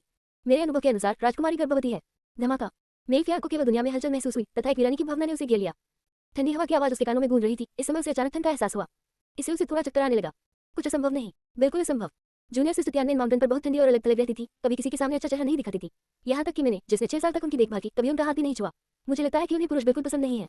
और वह कुछ महीने पहले ही लौटी है। वह गर्भवती कैसे हो सकती है? तुमने गलत देखा, बिल्कुल गलत देखा। यूवेन दाई बकवास मत करो, वरना मैं तुमसे झगड़ा कर लूंगी। मेफिया पूरी तरह से व्याकुल हो गया और बोलते बोलते वह अंततः लाल आंखों के साथ खड़ा हो गया और यूवेन दाई को घूरने लगा। ये किस प्रकार का व्यक्ति था? यूवेन दाई को थोड़ा सुंदर महसूस हुआ। अभी कुछ देर पहले तक तो वे अच्छे भाई थे, लेकिन जब बात एक महिला की आई तो वे प्राणघातक शत्रु जैसे क्यों हो गए? मुख्य बात यह थी कि वो सिर्फ एक मध्यस्थ था, इसका उसे कोई लेना देना नहीं था। ठीक है भाई में इतना परेशान मत होइए। यदि आप मुझ पर विश्वास नहीं करते हैं तो इसकी पुष्टि के लिए किसी और को ढूंढ लें। यूवेन दाई ने असहाय होकर कहा, ठीक है मान लेते हैं कि जूनियर सिस्टर गर्भवती है, तो फिर मैं आपसे पूछता हूँ, ये किसका बच्चा है? आखिरकार वह एक राजकुमारी है। अगर वह जल्दी में भी थी तो उसे कम से कम शादी तो करनी चाहिए थी और पहले सभी प्रक्रियाओं का पालन करना चाहिए था, है ना? वरना शाही परिवार की गरिमा का क्या होगा? Alright, to this point brother में I be frank. Rumours about the princess राजकुमारी की गर्भावस्था के बारे में अफवाहें वास्तव में पहले ही फैलने लगी थी, अन्यथा मैं केवल उसके उभरे हुए पेट के आधार पर ऐसा अनुमान नहीं लगाती। जहां तक उस विशिष्ट व्यक्ति का प्रश्न है तो इसमें शाही परिवार शामिल है और मेरी स्थिति को देखते हुए मेरे लिए इसकी जांच करना उचित नहीं है। भाई में शांत हो जाओ, इस खास स्थिति को समझने का तरीका तुम्हें खुद ही ढूंढना होगा। उद्धरण चिन्ह डॉट डॉट डॉट विस्मय दिबोधक चिन्ह उद्धरण चिन्ह। तियानमेन पर्वत इंपीरियल सिटी चौकी पर मेफिया अपने बिस्तर पर लेटा हुआ था। करवटें बदल रहा था। उसे नींद नहीं आ रही थी क्योंकि वह यूवेन दाई द्वारा कहे गए शब्दों को बार बार दोहरा रहा था। अब भी वह अपने आप से कहता रहा, ये झूठ है, लेकिन इसके बावजूद भी उसका दिल अभी भी बुरी तरह घबराया हुआ था। प्रहार प्रहार। तभी एक दस्तक सुनाई दी। ये दस्तक क्यों है? मेफिया क्या करते बिस्तर से दरवाजे तक आए और क्रोध के साथ दरवाजा खोल दिया। आप कौन हैं? वह तुरंत सतर्क हो गया। दरवाजे के बाहर एक व्यक्ति खड़ा था जो पूरी तरह से काले वस्त्र में लिपटा हुआ था। पहली नजर में ये संदिग्ध लग रहा था। वह जो आपको वो जानकारी देगा जो आप चाहते हैं। काले वस्त्रधारी आदमी की आवाज काफी भारी थी। जिसने राजकुमारी को गर्भवती किया है वह ड्यूक डिंगो के भवन का युवा गुरु लू फेफन है। अब उसकी साधना बाधित हो गई है और वो तियानिया मंडप तक ही सीमित है। बोलने के बाद काले वस्त्र वाला आदमी गायब हो गया। मेफिया ने अपना मुंह खोला। उसे अपनी शंकाएं व्यक्त करने का भी समय नहीं मिला था कि वह व्यक्ति चला गया। लू फेफन, तियानिया मंडप। चाहे यह बात सच हो या झूठ, उसे तो वहां अवश्य जाना था। अगर ये सच होता मैं उसे 2 टुकड़ों में काट दूंगा। हालांकि मामले की सच्चाई की पुष्टि अभी तक नहीं हुई है, लेकिन मेफिया की हत्या की मंशा पहले से ही जल रही थी। हालांकि तियानिया मंडप में शायद ही कभी बाहरी लोग प्रवेश करते थे। इसका मतलब यह नहीं था कि कोई भी नहीं था। पिछले कुछ महीनों में लोग कभी कभार घूमने के लिए आते रहे हैं। बात सिर्फ इतनी है कि तियानिया पवेलियन बहुत बड़ा था, जिसमें कुल मिलाकर लगभग 49 पुस्तकालय थे। यदि कोई विशेष रूप से निगरानी नहीं करता तो इन लोगों से मुठभेड़ करना बहुत कठिन हो जाता, जो कभी कभार ही आते हैं। शुरुआत में लू फेफान ने भी मुख्य द्वार के पास पुस्तकालय में अपना डेरा जमा लिया था। जब वो लोगों को अंदर आते देखता तो बातचीत शुरू करना चाहता, बाहर की खबरें सुनना चाहता, लेकिन वे लोग उसे ऐसे बच्चे जैसे वो कोई महामारी हो और वह कई बार खुद को मूर्ख बनाता। लू फेफान सीधे अंदर एक पुस्तकालय में गया, जहां उसे कभी कभार आने वाले लोग दिखाई नहीं दे रहे थे। उसने पढ़ने पर ध्यान केंद्रित किया, नजरों से दूर, मन से दूर। Therefore, when he saw an outsider again, he was a bit surprised. और मे फेयांग लू फेफान को कुर्सी पर आराम से पढ़ते हुए देख रही थी। उसके चेहरे पर द्वंद्वात्मक भाव था। वह बहुत जल्दबाज था। वह केवल लू फेफान का नाम जानता था, लेकिन अंदर आने से पहले उसे यह पता नहीं था कि वह व्यक्ति कैसा दिखता था। और अंदर के सभी नौकर गूंगे और बहरे थे, इसलिए वह कुछ भी नहीं पूछ सका। अब एक सामान्य व्यक्ति को देखकर उन्हें यकीन नहीं था कि दूसरी पार्टी लू फेफान थी। आखिरकार काले वस्त्रधारी व्यक्ति के अनुसार दूसरे पक्ष की खेती पहले ही बाधित हो चुकी थी और वह घर में नजरबंद था। लेकिन आराम से पढ़ते हुए इस व्यक्ति में एक जीवंत भावना और ऊर्जा थी, जो उस व्यक्ति से भिन्न थी जिसकी साधना अपन हो गई थी। इसके अलावा उन्हें दूसरे पक्ष से बहुत सुखद आभा महसूस हुई। ऐसा व्यक्ति इतना नीच और बेशर्म बदमाश नहीं होना चाहिए। क्या आप लू फेफान हैं? थोड़ी देर की हिचकिचाहट के बाद वह फिर भी पास गया और सीधे पूछा। वह पुष्टि करना चाहता था। दूसरे पक्ष को यह नहीं पता था कि वह वहां कैसे आया है, इसलिए उसे सतर्क नहीं रहना चाहिए। यदि वह ऐसा था तो उसे यह स्वीकार कर लेना चाहिए और फिर वह अपनी तलवार निकाल लेगा। यदि ऐसा नहीं होता तो कोई समस्या नहीं थी। नहीं, तुम उसे किस लिए ढूंढ रहे हो? हालांकि लू फेफान को नहीं पता था कि उसके सामने खड़ा युवक क्या ढूंढ रहा था, लेकिन उसके ऊपर क्रोध को देखकर मानो वह किसी भी क्षण फट पड़ेगा। उसने सोचा कि यह कुछ भी अच्छा नहीं है, इसलिए उसने निर्णायक रूप से अपना सिर हिला दिया। ये स्पष्टता किसी अच्छे उद्देश्य के लिए नहीं था। थोड़ी सी नाराजगी है। क्या तुम उसे जानते हो? मे फेयांग ने पूछा। मैं उन्हें जानता हूँ। वे शाही राजधानी में बहुत प्रसिद्ध हैं। वे एक प्रतिष्ठित पृष्ठभूमि से आते हैं, असाधारण प्रतिभा रखते हैं और सुंदर भी हैं। उन्हें जज जैसे सज्जन दुनिया में बेजोड़ के रूप में जाना जाता है और उनमें शाही राजधानी की युवा पीढ़ी का नेता बनने की क्षमता है। लू फेफान ने गंभीर भाव से कहा। चुप रहो, वह एक घिनौना खलनायक है, एक बदतमीज बदमाश। लू फेफान के शब्द मे फेयांग के उग्र हस्तक्षेप से बीच में ही कट गए। इसकी पुष्टि हो गई। ये व्यक्ति यहाँ परेशानी पैदा करने आया था। उनकी स्मृति में ऐसा कोई शत्रु नहीं होना चाहिए, है न? हालांकि यह भी संभव था कि उसने अनजाने में किसी को ठेस पहुंचाई हो और उसकी स्थिति इतनी निम्न थी कि उसे पहले याद न हो। जब वह अभी भी ड्यूक बिंगो के हवेली के युवा मास्टर थे तो दूसरी पार्टी कुछ भी करने की हिम्मत नहीं करती थी, लेकिन अब उसे परेशानी में देखकर वे परेशानी पैदा करने आए। क्या आपको पता है वह कहाँ है? मे फेयांग ने फिर पूछा। जब मैं अंदर आया तो मुझे लगता है कि मैंने उसे बिल्डिंग 9 में देखा था। लू फेफान ने सहजता से इशारा किया। मे फेयांग हत्या के इरादे से भरा हुआ चला गया। This guy is a grand master, although the outcome of a fight with him now isn't certain, it would expose. यह आदमी एक ग्रैंड मास्टर है, हालांकि अब उसके साथ लड़ाई का नतीजा निश्चित नहीं है, लेकिन इससे ये तथ्य उजागर हो जाएगा कि मुझमें अभी भी साधना बाकी है। लू फेफान ने अपने पीछे हटते हुए व्यक्ति को देखा, एक पल के लिए सोचा और फिर अपनी पुस्तकें और अपने निवास की ओर चल पड़ा। वह आज अपने निवास पर ही पड़ेंगे। ये डर के कारण नहीं था, बल्कि इसलिए था क्योंकि किसी ऐसे व्यक्ति के सामने अपनी स्थिति उजागर करने की कोई आवश्यकता नहीं थी जो कि कुछ गड़बड़ लग रहा था। धमाका। जैसे ही वह अपने निवास पर पहुंचा, लू फेफान ने संरचना के माध्यम से बिल्डिंग 9 में हलचल देखी। उसने अपने दृष्टिकोण को विस्तृत करने के लिए संरचना में हेरफेर किया। उसने देखा कि जिस युवक ने उसे पहले पूछा था वह किसी दूसरे युवक से झगड़ रहा था। क्या सचमुच बिल्डिंग 9 में कोई है? लू फेफान आश्चर्यचकित था। उसने तो बस यूं ही इशारा कर दिया था। गुस्ताख, क्या यहाँ पवेलियन में लड़ाई झगड़ा मना है? यहाँ आकर तुम्हें नियम भी समझ नहीं आते। हालांकि दोनों के बीच केवल एक ही चाल चली गई थी। एक बुरी आवाज जो नाराजगी से भरी हुई थी गूंजी। उसके बाद एक विशाल हथेली का आकार दिखाई दिया जिसने उन दोनों को घेर लिया तथा उन्हें छोटे चूजों की तरह पकड़ लिया। वरिष्ठ, मैं नियम समझता हूँ, लेकिन इसका मुझसे कोई लेना देना नहीं है। मैं आज यहाँ बस कुछ जानकारी लेने आया था। मुझे उम्मीद नहीं थी कि यह बेवकूफ बिना कुछ कहे तलवार निकालकर मुझे मार डालेगा। मैं आत्मरक्षा में काम कर रहा था। प्रभावित युवक ने तुरंत कहा। त्यानमेन पर्वत के नौजवानों, अगर तुम्हारे मन में कोई द्वेष है तो क्या तुम उसे बाहर जाकर नहीं सुलझा सकते? तुम त्यानमेन हाय मंडप में क्यों आ रहे हो? बूढ़े आदमी ने मे फेयांग के हाथ पर अपनी पकड़ मजबूत कर ली। हम्फ। मे फेयांग ने ठंडी सांस ली और कोई जवाब नहीं दिया। यह अहंकार या पुराने वरिष्ठ की अनदेखी के कारण नहीं था, बल्कि इस समय इस शक्तिशाली व्यक्ति द्वारा पकड़े जाने पर उसने तुरंत प्रतिक्रिया की और उसका मन साफ हो गया। भले ही लू फेफान ने गलती की हो और उसे कैद कर लिया गया हो, आखिरकार वह अभी भी ड्यूक बिंगो के भवन का युवा मास्टर था। यदि उसने सचमुच यहाँ किसी को मार डाला तो उसे भी कुछ नहीं होगा। यह अवश्य जानना चाहिए कि यह शाही राजधानी थी, न कि त्यानमेन पर्वत। यदि वह बाहर पर होता तो संप्रदाय भी उसकी रक्षा कर सकता था, लेकिन उस शाही राजधानी में अगर उसने ऐसा किया तो उसे निश्चित रूप से ड्यूक बिंगो के भवन द्वारा तुरंत गिरफ्तार कर लिया जाएगा। संप्रदाय वास्तव में ड्यूक की हवेली को व्यक्ति को सौंपने के लिए मजबूर नहीं कर सकता था, जैसे कि ड्यूक की हवेली संप्रदाय को उस व्यक्ति को सौंपने के लिए मजबूर नहीं कर सकती थी यदि उसने त्यानमेन पर्वत पर किसी को मार दिया हो। विभिन्न स्थानों पर बहुत भिन्न परिणाम सामने आए। किसी निकम्मे व्यक्ति के जाल में खुद को फंसाना कतई उचित नहीं था। बिल्कुल, यद्यपि उसे लगा कि यह जल्दबाजी थी, फिर भी उसकी हत्या की मंशा कम नहीं हुई। वह स्वयं ऐसा नहीं कर सकता था, लेकिन वह किसी को ढूंढ सकता था। इसलिए उन्होंने आ जाने का अपना असली उद्देश्य भी नहीं बताया। वास्तव में अपना कदम उठाने के बाद दूसरा पक्ष तुरंत प्रतिक्रिया करने और पलटवार करने में सक्षम था और उसे भी एहसास हुआ कि उसने गलत व्यक्ति को ढूंढ लिया है। लू फेफान की साधना को अपंग कर दिया जाना चाहिए था। उसके लिए उसके हमले को रोकना असंभव था।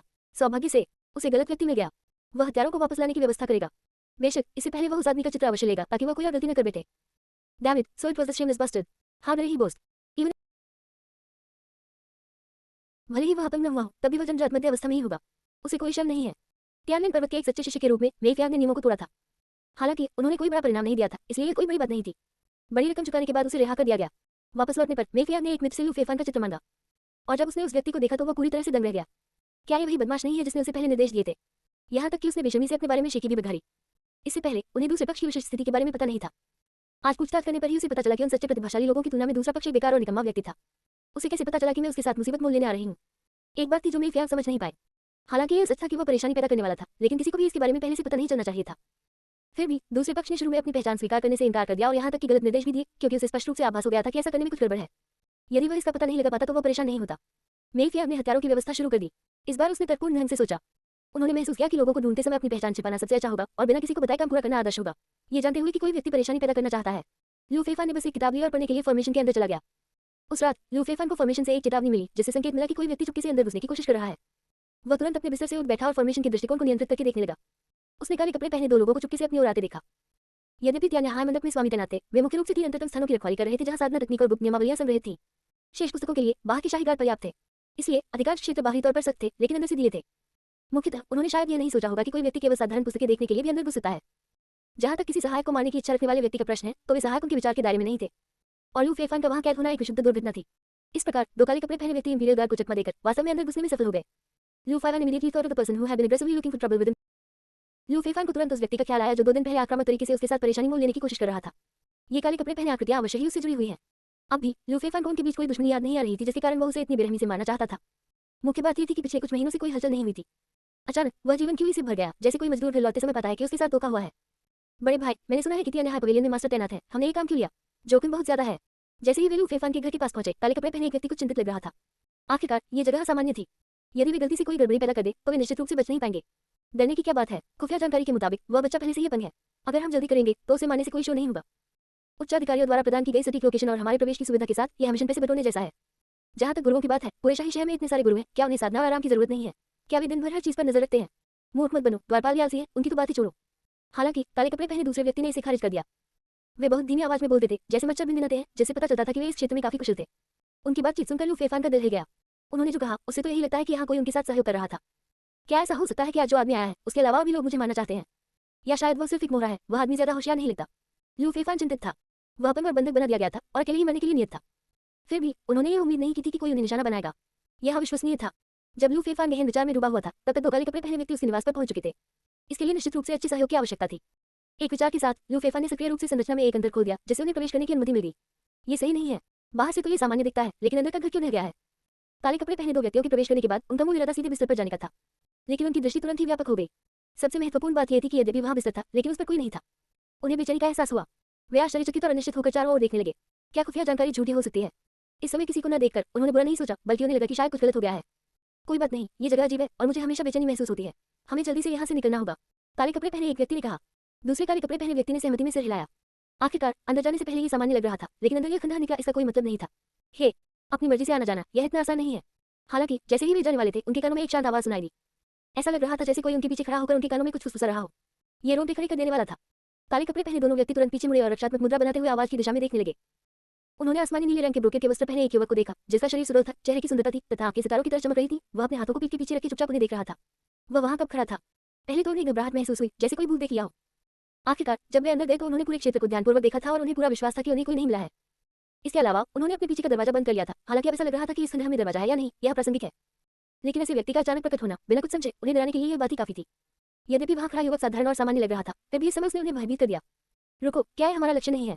काले कपड़े पहने एक व्यक्ति को अपने सदमे से उबरते हुए एहसास हुआ। वह वाकई में काले कपड़े पहने दोनों व्यक्तियों ने एक साथ तुरंत राहत की सांस ली। उन्हें ऐसा महसूस हुआ जैसे वे स्वयं ही डर गए हों। यह युवक साधारण दिखता था और वास्तव में वह बहुत साधारण था। आखिरकार खुफिया जानकारी के अनुसार वह पहले से ही अपंग था। डर की एक उर्व भावना उनके पीछे अचानक प्रकट होने के कारण उत्पन्न मनोवैज्ञानिक प्रभाव रही होगी। काले कपड़े पहने 2 व्यक्तियों को तुरंत समझ आ गया। तुम्हें किसने भेजा? लू फेफान ने उनसे उदासीनता से पूछा। अरे, ये बच्चा तो पहले से ही अपंग है और फिर भी दिखावा कर रहा है। क्या वह अभी सोचता है कि वह ड्यूक के भवन का युवा मास्टर है? क्या वह अभी सोचता है कि वह एक जनजात विशेषज्ञ है? उसे कोई आत्म जागरूकता नहीं है। काले कपड़े पहने एक व्यक्ति ने उपहास किया। बकवास बंद करो, उसे मार डालो और जल्दी से चले जाओ। काले कपड़े पहने दूसरा व्यक्ति अधिक प्रत्यक्ष था। उसने तुरंत अपना ब्लेड निकाला और आगे बढ़ा। As one of the men in black made his move, the other, more talkative man in... जैसे ही काले कपड़े पहने एक व्यक्ति ने आगे बढ़ना शुरू किया, काले कपड़े पहने दूसरा अधिक बतूनी व्यक्ति भी उसके पीछे चला गया, क्योंकि वे जानते थे कि लू फेफान एक अपंग था। इसके अलावा ये स्थान विशेष था। वे दोनों कोई बड़ा हंगामा नहीं करना चाहते थे, इसलिए यद्यपि उनके कदम निर्णायक, तीव्र और निर्दयी थे, उन्होंने आंतरिक क्यू या मार्शल कौशल का उपयोग नहीं किया। ये तो बस साधारण काटना छांटना था। बेशक 2 जनजात मार्शल आर्टिस्ट के हाथों में, यहाँ तक कि सबसे साधारण हमले को भी एक हाउडियन मार्शल आर्टिस्ट, अधिग्रहित क्षेत्र मार्शल आर्टिस्ट द्वारा रोका नहीं जा सकता था। उनकी ताकत के साथ उनकी आकस्मिक गतिविधियां एक भयंकर बाघ की तरह थी जो बिजली की गति से अपने शिकार पर झपट रहा था। लंबे ब्लेड तेज हवाओं के साथ लू फेफान के चेहरे और निचले शरीर की ओर वार कर रहे थे। यहाँ तक कि जब उनका सामना एक साधारण व्यक्ति से हुआ, तब भी दोनों ने अपने हमलों का समन्वय किया। हमें मरने की इतनी जल्दी है ना? दोनों को आगे बढ़ते देख लू फेफान हल्के से हंस पड़ा। ये बताने की आवश्यकता नहीं है कि वो वर्तमान में एक फॉर्मेशन में थे, जिससे उनका घरेलू मैदान बन गया। बस उसकी खेती ही अकेली है। काले रंग के कपड़ों में से एक व्यक्ति नेट मिडिल स्टेज पर था और दूसरा नेट लेट स्टेज पर था। ऐसा लग रहा था कि संख्याबल में उन्हें बढ़त हासिल थी। हालांकि लू फेफान की युद्ध शक्ति अद्वितीय थी, केवल एक ग्रैंड मास्टर ही उसे दूसरी नजर से देख सकता था।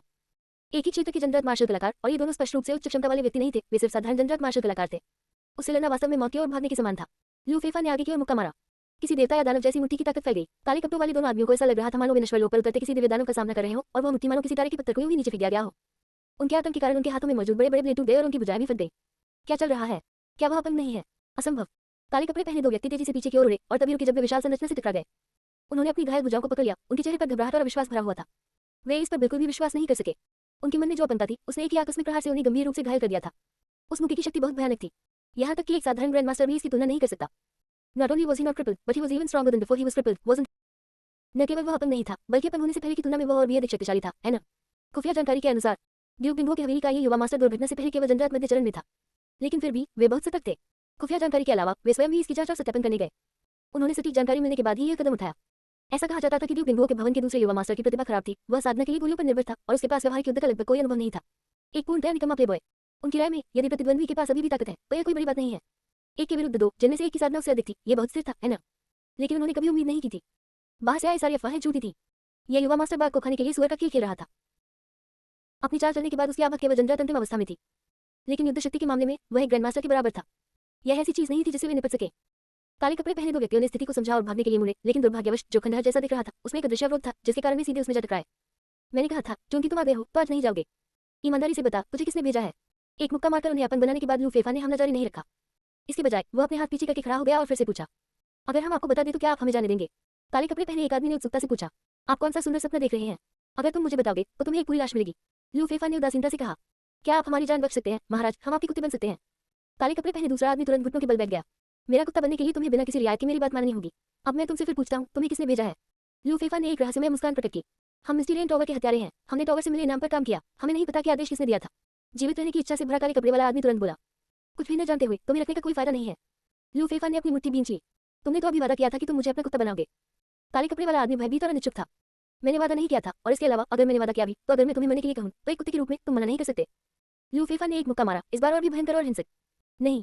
The two men in black screamed in terror, trying to escape, but they couldn't advance an inch. काले कपड़े पहने दो व्यक्ति डर के मारे चीखने लगे और भागने की कोशिश करने लगे, लेकिन वे एक इंच भी आगे नहीं बढ़ सके। तभी मुट्ठी की छाया उन पर टूट पड़ी और उनके शरीर पर विस्फोट होने लगा। अपनी मृत्यु तक काले कपड़े पहने दोनों व्यक्ति यह समझ नहीं पाए कि कैसे एक साधारण मिशन ने उन्हें स्थिति तक पहुंचा दिया। वास्तव में बड़े और लाभदायक और को लापरवाही से नहीं लिया जाना चाहिए। उसने गंदे कमरे को देखा। लू फेफा ने भौहें चढ़ा दी। काले कपड़े पहने लोगों के हमले से उसे कोई खतरा नहीं था, लेकिन फिर भी यह घृणित था। एक क्षण सोचने के बाद लू फेफा ने अपनी मुट्ठी की तकनीक से तेज हवा का उपयोग करके बिखरी हुई लाशों को एक साथ इकट्ठा किया, फिर एक कपड़ा ढूंढा और उन्हें लपेट दिया। वह शवों को त्यान्या पवेलियन के मुख्य प्रवेश द्वार तक ले गया और फिर शवों को नीचे फेंक दिया, फिर मुड़कर चला गया। ऐसा सिर्फ इसलिए नहीं किया गया क्योंकि यह घृणित था। ऐसा इसलिए भी था क्योंकि वह त्यान्या पवेलियन में मौजूद लोगों को चेतावनी देना चाहते थे ताकि वे ध्यान दें और अपनी सुरक्षा को मजबूत करें, क्योंकि यदि एक हत्या हुई तो दूसरी भी होगी। यदि ये लोग अपनी सतर्कता बढ़ा दे तो ही वह मक्खियों से लगातार परेशान होने से बच सकेगा। जहां तक इस बात का सवाल है कि क्या दो मृत लोगों के कारण उसकी जांच की जाएगी, ऐसा नहीं होना चाहिए। आखिरकार उसे महल के एक मालिक ने अपन बना दिया था। अधिक से अधिक उन्हें यह संदेह होगा कि ड्यूक के भवन ने यहाँ स्वामियों के रहने की व्यवस्था की है। इस प्रकार पुराने सम्राट के वचन के बिना वे उसके साथ कुछ भी अतिरिक्त करने की हिम्मत नहीं करेंगे। लू फेफान की हत्या को 2 दिन बीत चुके थे। एक मंद रोशनी वाले भूमिगत गुप्त कमरे में कांसे का मुखौटा पहने हुए लोगों में से एक व्यक्ति भीतरी कमरे में बैठा था और एक छोटी सी खिड़की के छेद से बाहर खड़े एक व्यक्ति से बात कर रहा था जो पूरी तरह से ढका हुआ था। क्या हो रहा है? वह व्यक्ति अभी भी जीवित है? मिस्टीरियन टॉवर, तुमने इसे कैसे संभाला? क्या हम इसे यथाशीघ्र करने पर सहमत नहीं हुए थे? मैंने तात्कालिकता के लिए अतिरिक्त भुगतान किया था। इसका कोई निशान क्यों नहीं है? ये प्रश्न पूरी तरह ढके हुए व्यक्ति की ओर से जानबूझकर दबाए गए स्वर में पूछा गया। स्थिति बदल गई है। ऐसा लगता है कि ड्यूक के महल ने उसकी सुरक्षा के लिए अपने आकाओं को भेज दिया है, जिससे कार्रवाई करना मुश्किल हो गया है। या तो आप किसी और योग्य व्यक्ति को ढूंढें या हमें थोड़ा धैर्य दें और हमें अपना समय लेने दें।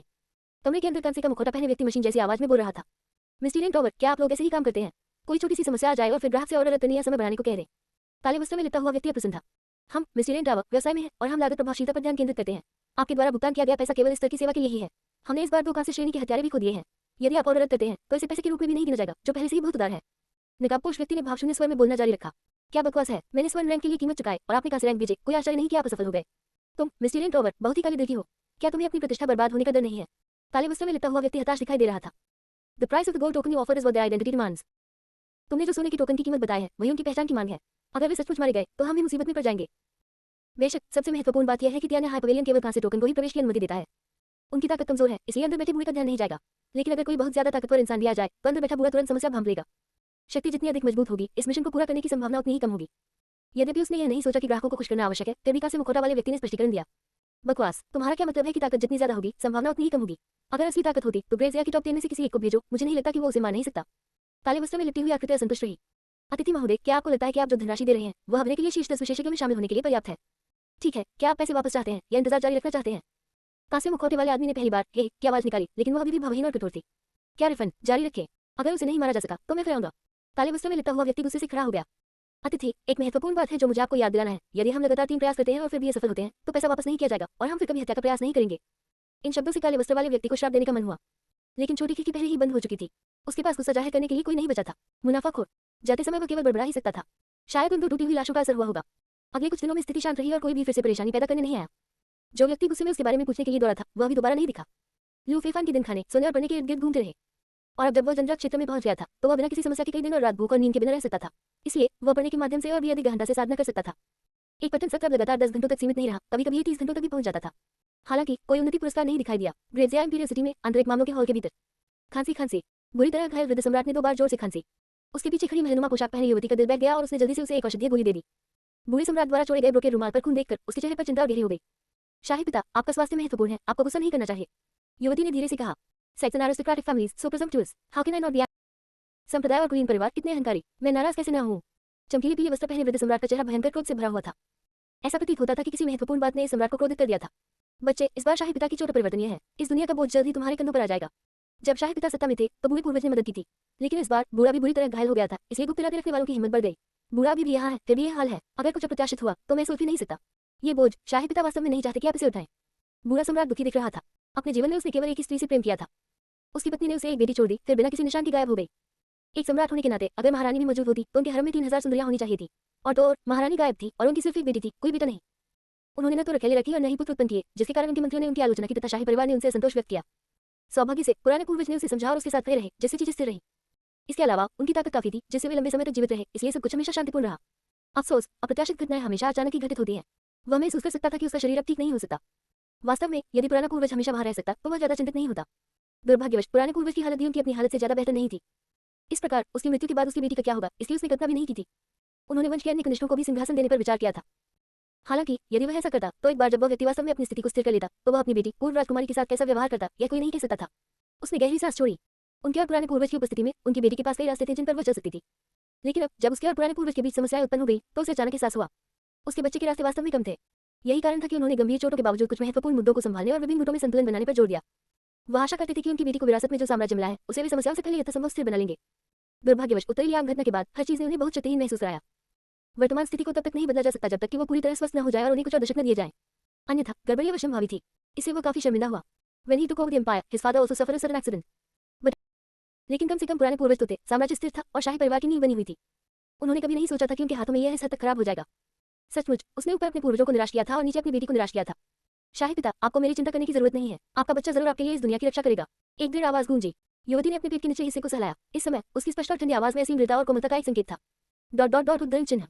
युवक, तुम्हें पढ़ना बहुत पसंद है। मैंने तुम्हें पिछले कुछ दिनों से एक ही जगह पर पढ़ते हुए देखा है। आप में सचमुच दृढ़ता और दृढ़ संकल्प है। लू फेफान जो पढ़ रहा था ने ऊपर देखा। वह कई महीनों से त्यान्या पवेलियन में थे। ये दूसरा व्यक्ति था जिसने सक्रिय रूप से उनसे बातचीत शुरू की। पिछला युवक उसे मारना चाहता था और अब उसके सामने जो व्यक्ति खड़ा था वही बूढ़ा आदमी था। चांदी जैसे घने बालों से भरा सिर, थोड़ा झुका हुआ शरीर और धीमी खिसकती चाल के साथ वह ऐसा लग रहा था जैसे वह मौत की कगार पर है। कोई विकल्प नहीं, समय बिताने के लिए मेरे पास यही एक मनोरंजन है। लू फेफान ने अपना सिर हिलाया और मुस्कुराया। वह परेशान होने पर क्रोधित नहीं हुआ। हालांकि वह एकांत का आदी होता जा रहा था, लेकिन यदि संभव हो तो वो लोगों से संवाद करने के लिए अभी भी बहुत इच्छुक थे। आह छोटे भाई, मार्शल आर्ट परम दाव है। अगर तुम मार्शल आर्ट का अभ्यास करने में इतनी लगन लगाओगे तो अंततः कुछ न कुछ हासिल कर ही लोगे। संयम से पढ़ना ठीक है, ज्यादा पढ़ना बेकार है। एक विद्वान 100 मायनों में बेकार होता है। बूढ़े आदमी ने सलाह दी। मैं सामान्य रूप से खेती नहीं कर सकता, पढ़ना साधना है। लू फेफान ने हंसते हुए कहा। छोटे भाई, तुम सचमुच दिलचस्प हो। ऐसा लगता है कि इस बूढ़े आदमी को अपनी स्थिति का पता नहीं था। ये सही है। यद्यपि शाही राजधानी में उनकी कुछ प्रसिद्धि थी, लेकिन यह इतनी नहीं थी कि हर कोई उन्हें पहचानता। उदाहरण के लिए कुछ दिन पहले का युवक उसे पहचान नहीं पाया था।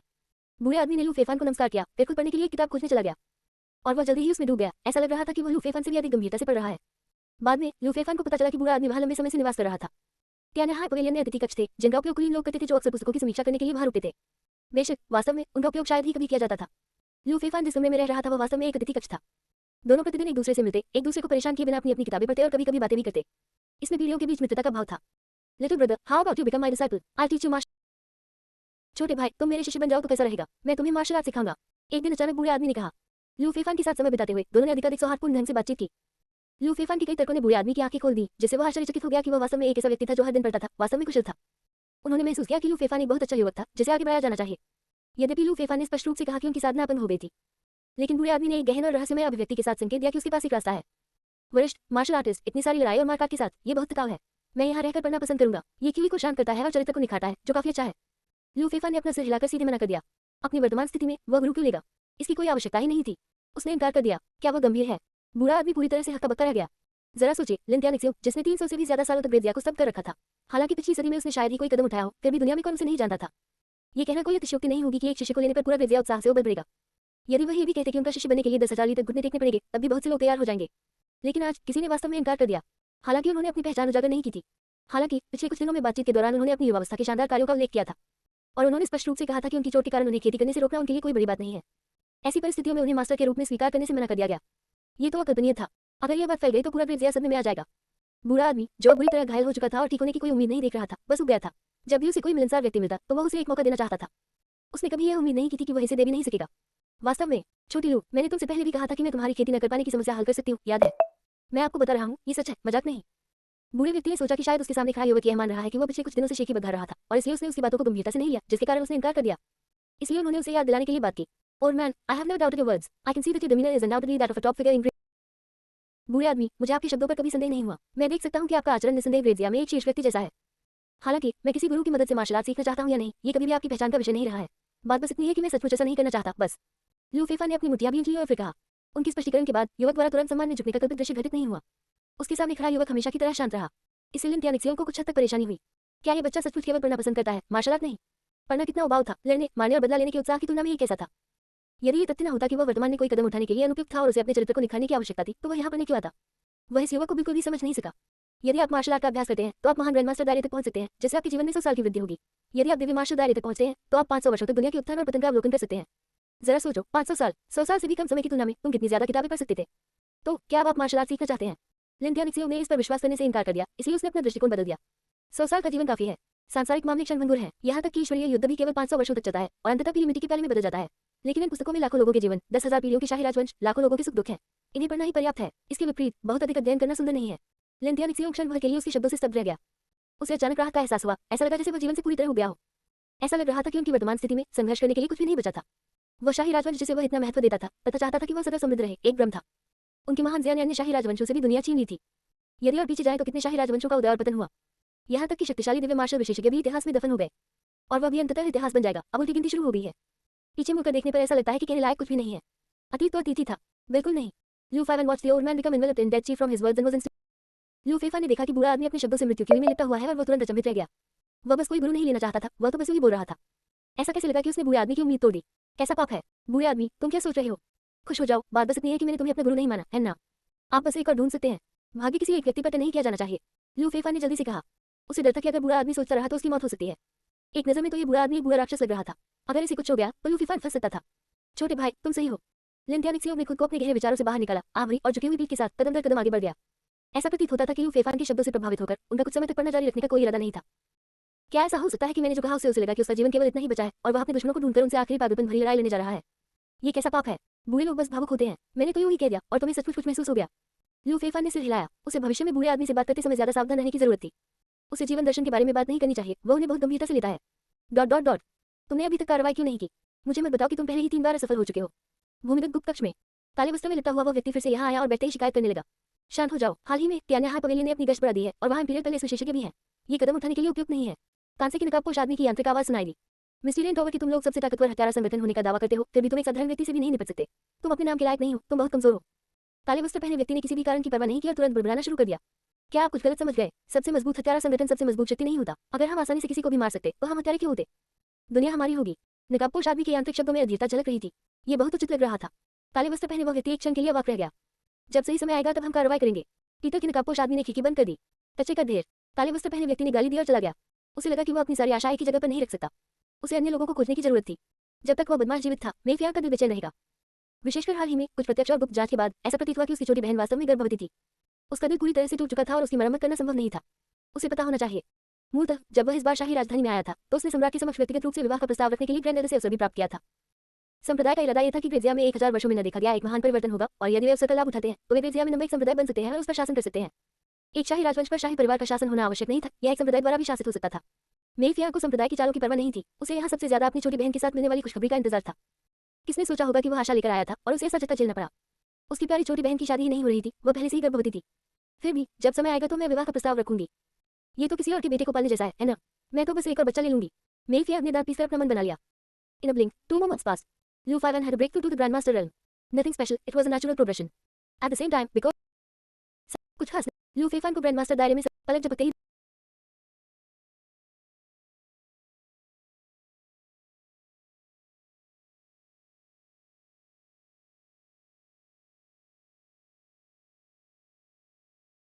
झपकते ही दो महीने और बीत गए। लू फेफान को ग्रैंड मास्टर दायरे में सफलता मिली। कुछ खास नहीं, यह एक स्वाभाविक प्रगति थी। साथ ही चूंकि उसे पढ़ते समय ध्यान की स्थिति में आना अधिक आसान लगता था, इसलिए उसने पृथ्वी स्तर की 6 और उपलब्धियां अर्जित कर ली, जो कि पिछले 3 महीनों में अर्जित की गई उपलब्धियों से भी अधिक थी। कुछ गहन श्रेणी और पीले श्रेणी के खजानों को जोड़कर उनकी व्यक्तिगत संपत्ति अब युवराज के रूप में उनके पास मौजूद संपत्ति से भी अधिक हो गई। आखिरकार जब वह युवराज थे, साधना तकनीक और हथियारों के अलावा आवश्यक वस्तुएं, बाकी खेती के संसाधन या खर्च मासिक आवंटन थे, वह बहुत ज्यादा खर्चीला भी था, इसलिए वह वास्तव में उतना भी नहीं था।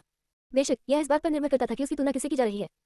यदि सामान्य लोगों से तुलना की जाए तो कोई तुलना नहीं थी। उनके लिए एक भोजन ऐसी चीज थी जिसकी गंध एक सामान्य व्यक्ति वर्षों के संघर्ष के बाद भी नहीं ले सकता था। इन 2 महीनों में पुराने पूर्वज नहीं आए थे। लू फेफान पढ़ने की अपनी एकांत अवस्था में लौट आया। उसे समायोजन करने में कोई कठिनाई नहीं हुई। वह एकांत का आदी हो गया था। इसके अलावा कुछ दिन पहले उसका एक अच्छा भाई शहर से बाहर से लौटा था और पिछले कुछ दिनों से उसे ढूंढने आ रहा था। इन 2 महीनों के दौरान एक और हत्यारा हमला हुआ, लेकिन वे एक बार फिर उसी पुराने स्थान पर बिखरी हुई लाशों का ढेर बन गए। इसके बाद सुरक्षा व्यवस्था और भी कड़ी कर दी गई। अगर त्यानिया हाई पवेलियन के नियम न होते जो शाही पहरेदारों के प्रवेश पर प्रतिबंध लगाते थे, तो शायद उन्हें पहले ही अंदर बुला लिया गया होता। हालांकि जब तक बाहर थोड़ा सख्त था, छोटे अपराधियों को प्रवेश करने और गड़बड़ी पैदा करने से रोकना, ये लू फेफान के लिए पहले से ही बहुत अच्छा था। भाई लू, मैं आज आपके लिए अच्छी शराब लाया हूँ। लू फेफान का कट्टर अच्छा भाई चेन वो था। उन्हें युवराज का दर्जा भी प्राप्त था। वह ड्यूक की हवेली के तीसरे युवराज थे। पहले उसके द्वारा पैदा की गई किसी परेशानी के कारण उसके पिता ने उसे 2 साल के प्रशिक्षण के लिए एक सीमावर्ती शहर में भेज दिया था। हाल ही में ग्रेजिया में कई बदलाव हुए और उसकी सुरक्षा को लेकर चिंतित ड्यूक चेन ने उसे वापस बुला लिया। चेन वो के अनुसार ड्यूक चेन ने उन्हें लू फेफान की तलाश न करने और उसके साथ संपर्क से बचने की चेतावनी भी दी थी। तथापि क्राउन प्रिंस चेन स्पष्ट रूप से सुन नहीं सके। लौटने के कुछ दिनों बाद उन्हें लू फेफान का पता चला और वे तुरंत उसे ढूंढने चले गए। यह उसके अन्य मित्र जो अपने परिवारों से चेतावनी मिलने के बाद भी उसके पास अपना चेहरा तक नहीं दिखाते थे, से मौलिक रूप से भिन्न था। Have you heard any new updates? Liu Feifan took the wine, took a seat, and asked. Liu Feifan ने शराब ली, एक घूंट लिया और पूछा। पहले वह भोजन से काम चला लेता था, लेकिन पिछले कुछ दिनों से चेन वो द्वारा उसे अच्छी चीजें लाने के कारण वह फिर से थोड़ा नखरेबाज हो गया था। तियानमेन पर्वत के ग्रैंड एल्डर ने सम्राट से विवाह का प्रस्ताव रखा। वे चाहते थे कि उनके संप्रदाय के सच्चे शिष्यों में से एक राजकुमारी से विवाह करे, लेकिन दुर्भाग्य से उसे स्वीकार कर दिया गया। मैंने सुना है कि वो सच्चा शिष्य इतना दिमागी तौर पर मृत था कि उसे गुस्सा आ गया और उसने सर्वोच्च सद्भाव के भवन में श्राप दे दिया। अगर तियानमेन पर्वत के महापुरुष वहां न होते तो सम्राट शायद उसका सिर ही कलम कर देते। चेनबो ने मुस्कुराते हुए गपशप की। ओह, और सम्राट गंभीर रूप से बीमार है और राजकुमारी एकांतवास में है। कहा जाता है कि वो उत्तराधिकार की तैयारी कर रही है, लेकिन इस समय तैयारी के लिए उन्हें आमतौर पर दरबारी मामलों में मदद करनी चाहिए। एकांतवास में जाने पर कौन जाने वो क्या करने वाली है। चेनबो ने अपना सिर हिलाते हुए कहा। शायद उसकी साधना सफल होने वाली है। लू फेफान ने एक अनुमान लगाया। मैं भी ऐसा सोचा था। चेनबो ने इस दृष्टिकोण से सहमति जताते हुए सिर हिलाया। अब दुनिया थोड़ी अस्त व्यस्त हो गई है। हर जगह बीकन की आग लगी हुई है। उत्तरी रेगिस्तान में जब से उत्तरी लियांग सेना का सफाया हुआ है, इसे नियंत्रित करना और भी मुश्किल होता जा रहा है। यदि ये तथ्य न होता कि पिछली लड़ाई में उन्हें भी भारी नुकसान उठाना पड़ा था और उनके लिए आसान समय नहीं था, तो वे पहले ही पूर्ण पैमाने पर आक्रमण शुरू कर चुके होते। चेनबो ने अपना सिर हिलाया। हालांकि वह अपेक्षाकृत लापरवाह व्यक्ति था, उन्होंने इसमें शामिल खतरों को भी समझा। ग्रेजिया के 8 स्तंभ राज्य परिवार के एक सदस्य के रूप में उनका भाग्य ग्रेजिया के साथ जुड़ा हुआ था। वे एक साथ समृद्ध हुए और एक साथ पीड़ित हुए। भाई लू, क्या आपको लगता है कि ग्रेजिया अभी भी टिक सकता है? पुराने पूर्वज ने हाल ही में आकस्मिक योजनाएं बनानी शुरू की हैं। लगता है उन्होंने मुझे दूर भेजने की योजना बना ली है। जब जाने का समय आएगा तो मैं जरूर आऊंगा और तुम्हें अपने साथ ले जाऊंगा। स्थिति को देखते हुए शांति के लिए अधिक से अधिक कुछ वर्ष ही बचे हैं। चेनबो ने फिर आह भरी। ग्रेजिया में वह एक युवराज था, लेकिन यदि उसे निर्वासन में जाना पड़ा तो उसके भविष्य के जीवन के बारे में सोचना दुखद होगा। वह निश्चित रूप से अब अपना वजन नहीं दिखा पाएगा। यदि ऐसा है तो क्या उसका उत्कृष्ट जन्मसिद्ध अधिकार व्यर्थ नहीं हो जाएगा? कोई बात नहीं, शायद कोई मोड़ आ गया है। मानो कोई बेजोड़ विशेषज्ञ प्रकट हो गया हो, सीधे मोड़ दे और सारी समस्याओं का समाधान कर दे। बेशक उस समय यह विशेषज्ञ की मनोदशा पर भी निर्भर करेगा कि वह ग्रेजिया की मदद करने के लिए तैयार है या नहीं। But don't worry, it's fine if Grazia falls. I will definitely ensure you. लेकिन चिंता मत करो, अगर ग्रेजिया गिर भी जाए तो कोई बात नहीं। मैं तुम्हें जीवन भर शांति और खुशी जरूर दूंगा। लू फेफान चुपचाप सुनता रहा। चेनबो का उदास मनोबल देखकर वह उसे सांत्वना देने से खुद को रोक नहीं सका। यह कोई जीवनी उपन्यास नहीं है, ऐसा कैसे हो सकता है? किसी विशेषज्ञ या किसी और की बात, यह बहुत वास्तविक है। अगर कुछ घायल विशेषज्ञों की जिंदगी बढ़ाने के लिए दिव्य गोलियां और चमत्कारी दवाएं होती तो वह ज्यादा विश्वसनीय होती। चेनबो स्पष्ट रूप से संतुष्ट नहीं थे। क्या तुमने ध्यान नहीं दिया कि वो तुम्हारे ठीक सामने है? लू फेफान ने अपनी छाती फुलाते हुए कहा। क्या? एक विशेषज्ञ? कहाँ? चेनबो ने बाईं और दाईं ओर देखा तो उन्हें दूर से एक मुंह बदले नौकर आता हुआ दिखाई दिया। वह आदमी निश्चित रूप से विशेषज्ञ नहीं हो सकता, है ना? कहाँ देख रहे हो? विशेषज्ञ तुम्हारे सामने बैठा है। लू फेफान ने उसे याद दिलाया। भाई लू, आप ये तो नहीं कह रहे कि विशेषज्ञ आप ही है ना? ओह, ऐसे समय में भी तुम नींद मार रहे हो। चेनबो ने लू फेफान की बातों को मजाक समझकर अपना सिर हिलाया। यदि आप विशेषज्ञ हैं तो मैं शाही पुराना पूर्वज हूँ। आपकी साधना बाधित हो गई है, ऐसा मत सोचिए कि मुझे पता नहीं है। चेनबो ने बड़बड़ाया। मुझ पर अविश्वास मत करो। इस त्यान्या हाय मंडप में आने के बाद मुझे एक बोध हुआ। मैंने बहुत कुछ पढ़ा है, प्राचीन और आधुनिक समय को देखा है और दुनिया के उतार चढ़ाव को देखा है। मुझे एक बोध हुआ है। मुझे समय दो, जैसे ही मैं इस पुस्तकालय की सभी किताबें पढ़ लूंगा मैं उसी क्षण भगवान बन जाऊंगा। बेशक भगवान बनना मेरा काम है, ग्रेजिया का पतन हो या न हो इसे मेरा कोई लेना देना नहीं है। लू फेफान के चेहरे पर अहंकार और आत्मविश्वास की झलक थी। ऐसा लग रहा था कि इस क्षण स्वर्ग और पृथ्वी की सारी चीजें उसके सीने में समाहित हो गई। चेनबो ने अपने आत्मविश्वासी अच्छे भाई की ओर देखा और पलकें झपकाईं। वह पागल हो गया है। अंततः वह एक निष्कर्ष पर पहुंचे। हालांकि लू फेफान के व्यवहार में अत्यधिक आत्मविश्वास झलक रहा था, मानो ये सच हो। लेकिन वो पागल नहीं था। वो इतनी अजीब बात पर कैसे यकीन कर सकता था? वे एक साथ बड़े हुए थे, एक ही पैंट पहनते थे, कौन नहीं जानता था कि कौन कौन है। एक विशेषज्ञ, हे इससे पहले भी उनमें विशेषज्ञ बनने की क्षमता नहीं थी, ठीक है। अधिक से अधिक एक महान ग्रैंड मास्टर ही उनकी सीमा थी, और वह भी केवल उनके परिवार की मदद से। और अब उसका अच्छा भाईपन हो गया है, जिससे और भी संभव हो गया है। ईमानदारी से कहूं तो यदि वास्तव में कोई विशेषज्ञ होता तो उसके पास बेहतर मौका होता। भाई लू, बस इतना है कि समय कम है। अगर मुझे पर्याप्त समय दिया जाए तो मैं आपको बता दूं, मेरे पास एक विशेषज्ञ बनने का बहुत अच्छा मौका है जो ग्रेजिया को पतन से बचा सकता है। मुझ में जरूर वो हुनर है। ये मत देखो कि हमारी साधना पहले कैसी थी। मेरी नीति में देर से ही सही शक्ति का उपहार जरूर है। चेंगबो ने अपना सिर हिलाया और आह भरी। उन्होंने ऊपर देखा और कहा, समय किसी का इंतजार नहीं करता। मैं गंभीर हूँ। लू फेफान पूरी तरह गंभीर था। मैं भी गंभीर हूँ। चेंगबो भी बहुत गंभीर था। इसे भूल जाओ, मैं तुम्हें इसे दिखा दूंगा। मूलतः लू फेफान को वास्तव में परवाह नहीं थी कि ग्रेट जिया के साथ क्या हुआ। भले ही कुछ वर्षों में कुछ घटित हो जाए और उसके पास उसे बचाने की क्षमता हो, तो भी जरूरी नहीं कि वो कार्रवाई करे। लेकिन अब अपने अच्छे भाई की अभिव्यक्ति को देखकर उसे अचानक कुछ बचकाना सा महसूस हुआ और उसने उसे एक छोटा सा झटका देना चाहा। होस्ट लू फेफान, रेल ग्रैंडमास्टर अर्ली स्टेज जलेगा राख डेमन सप्रेशन हाथ सूट जोड़, martial skills demon suppression fist जोड़, सबड्यूइंग ड्रैगन पाम जोड़, थंडर क्रेसेंट स्लैश। मेजबान लू फेफान, दारा ग्रैंडमास्टर पर अर्ली टर्न 0.20,000 जोड़, साधना तकनीक लैंगनी आकाश दानव दमन हृदय सूट जोड़, मार्शल कौशल दानव दमन मुट्ठी जोड़, वशीकरण ड्रैगन पाम जोड़, थंडर क्रेसेंट स्लैश जोड़, अधिपति तेरा मार जोड़, धुआं बादल आंदोलन तकनीक जोड़। अनुभवन 600। अब ग्रैंडमास्टर दायरे में पहुंचने पर लू फेफान के अगले माइनर अचीवमेंट तक आगे बढ़ने के लिए आवश्यक अनुभवन 20,000 तक पहुंच गए हैं। हालांकि लू फेफान की ताकत बढ़ गई है, वह दिन में एक बार भोजन और 5 घंटे की नींद से काम चला सकता है। पढ़ने में उसकी बढ़ती सहजता के साथ वह आमतौर पर एक दिन में 190 से 200 अनुभवन प्राप्त कर सकता है। लेकिन फिर भी एक छोटी उपलब्धि को आगे बढ़ाने में अभी भी लगभग 3 महीने लगेंगे। हालांकि एक अच्छी खबर भी थी। लगातार 10 बार 10 घंटे पढ़ने के लिए मेजबान को बधाई। पुरस्कार स्वरूप एक 72 घंटे का 30x अनुभव कार्ड। उन्होंने कभी यह उम्मीद नहीं की थी कि अनुभव कार्ड जैसी कोई चीज होगी। हालांकि 10 घंटे तक 10 बार पढ़ने के बाद गारंटीकृत इनामी पृथ्वी ग्रेड खजाना था। अनुभव कार्ड से केवल समय की बचत हुई, लेकिन लू फेफान के लिए उसके पास अब पृथ्वी स्तर के खजाने की कमी नहीं थी। उन्हें लगा कि वे बस ऐसे ही थे। हालांकि अनुभव कार्ड अधिक व्यवहारिक था। 30x अनुभव कार्ड 3 दिन की गहन मेहनत, जो कि 3 महीने के बराबर है। नहीं, यदि वह बिना रुके काम करता तो यह वास्तव में 3 महीने से अधिक के बराबर होता। 24 घंटे प्रतिदिन 7,200 अनुभवन होंगे। 3 दिन की कड़ी मेहनत के बाद वह सीधे तौर पर एक छोटी सी उपलब्धि हासिल कर लेगा। यदि वह 1 या 2 महीने तक मेहनत करके कुछ और ऐसे कार्ड प्राप्त कर सके तो दिव्य मार्शल उसकी पहुंच में होगा। बेशक ये थोड़ा अवास्तविक था। आखिरकार वह इतने लंबे समय से पढ़ रहा था और केवल एक ही अनुभव कार्ड सामने आया था। इस आइटम के दिखने की संभावना अधिक नहीं होनी चाहिए। लू फेफान ने अपनी स्थिति को समायोजित किया और चेनबो को पहले ही सूचित कर दिया कि वह अगले कुछ दिनों तक यहाँ न आए। इसके बाद उसने तीर पीसना शुरू कर दिया। परेशान होने से बचने के लिए वह पढ़ने के लिए अपने कमरे में ढेर सारी किताबें भी ले गया। यहाँ तक कि उन्होंने पहले ही सिस्टम नोटिफिकेशन बंद कर दिया था। इसके बाद उन्होंने लगातार 5 दिन और 5 रातों तक खूब मेहनत की और अंत में उन्हें मानसिक थकान महसूस हुई और वे उस गहन एकाग्रता से जाग गए। उन्होंने तुरंत अपने अनुभवन की जांच की। अनुभवन 22,600। इन 5 दिनों और 5 रातों के दौरान उन्होंने 4 पीले ग्रेड खजाने, 7 गहन ग्रेड खजाने और 1 पृथ्वी ग्रेड खजाना भी प्राप्त किया। सबसे महत्वपूर्ण बात यह है कि उन्होंने लगातार 100 घंटे पढ़ने की सिद्धि हासिल की। Congratulations to the host for reading for 100 consecutive hours, rewarding heaven rank martial skill boundless hand. At that उस समय लगातार 100 घंटे पढ़ने के लिए मेजबान को बधाई। पुरस्कृत स्वर्ग रैंक मार्शल कौशल असीम हाथ। उस समय उसका दिमाग खाली था और उसने तुरंत अपने लाभ का आकलन नहीं किया। इसके बजाय वह लेट गया और सीधे सो गया। हालांकि अब उनकी ताकत ग्रैंड मास्टर तक पहुंच गई थी, लेकिन बिना सोए 5 दिन बिताना वास्तव में कोई बड़ी बात नहीं थी। लेकिन पढ़ने पर ध्यान केंद्रित करने में उनकी अत्यधिक ऊर्जा और उत्साह खर्च होता था।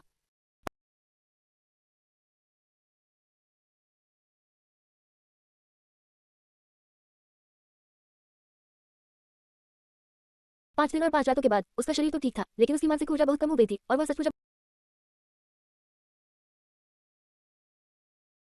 5 दिन और 5 रातों के बाद उसका शरीर तो ठीक था, लेकिन उसकी मानसिक ऊर्जा बहुत कम हो गई थी और वह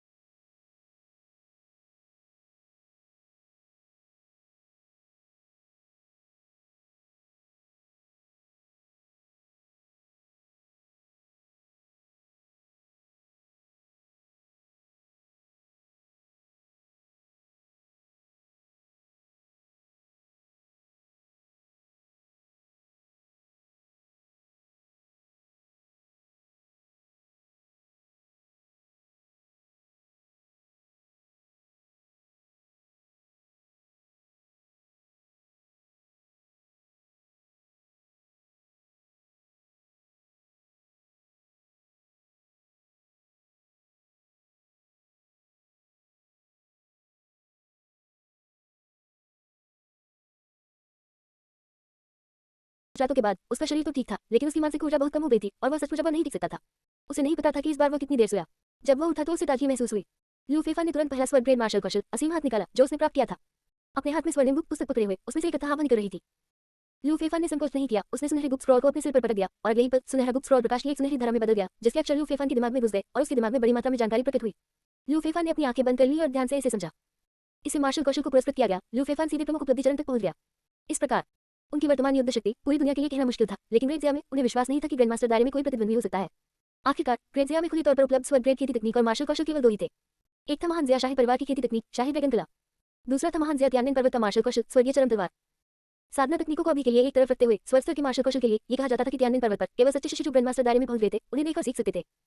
Moreover, having great martial skills were extremely difficult to cultivate. It was said that by इसके अलावा स्वर्ग स्तर की मार्शल कौशल को विकसित करना अत्यंत कठिन था। ऐसा कहा जाता था कि जब तक कोई महान ग्रैंडमास्टर दायरे में पहुंचता है तब तक स्वर्गीय चरम तलवार को मामूली उपलब्धि तक विकसित करने में सक्षम होने से वह त्यानन पर्वत के संघ के लिए उम्मीदवार बनने के लिए योग्य हो जाता था।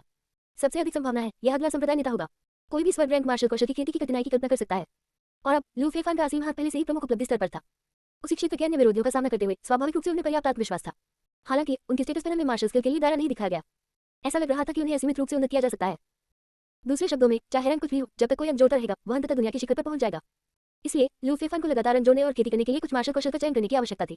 बहुत ज्यादा लालची होने की जरूरत नहीं है। हथेली तकनीक, तलवार तकनीक, गति तकनीक, मानसिक ऊर्जा अनुप्रयोग विधियां अधिक से अधिक एक अनिश्चित तकनीक जोड़ी जो तुरंत शक्ति को उन्मुक्त कर सकती है।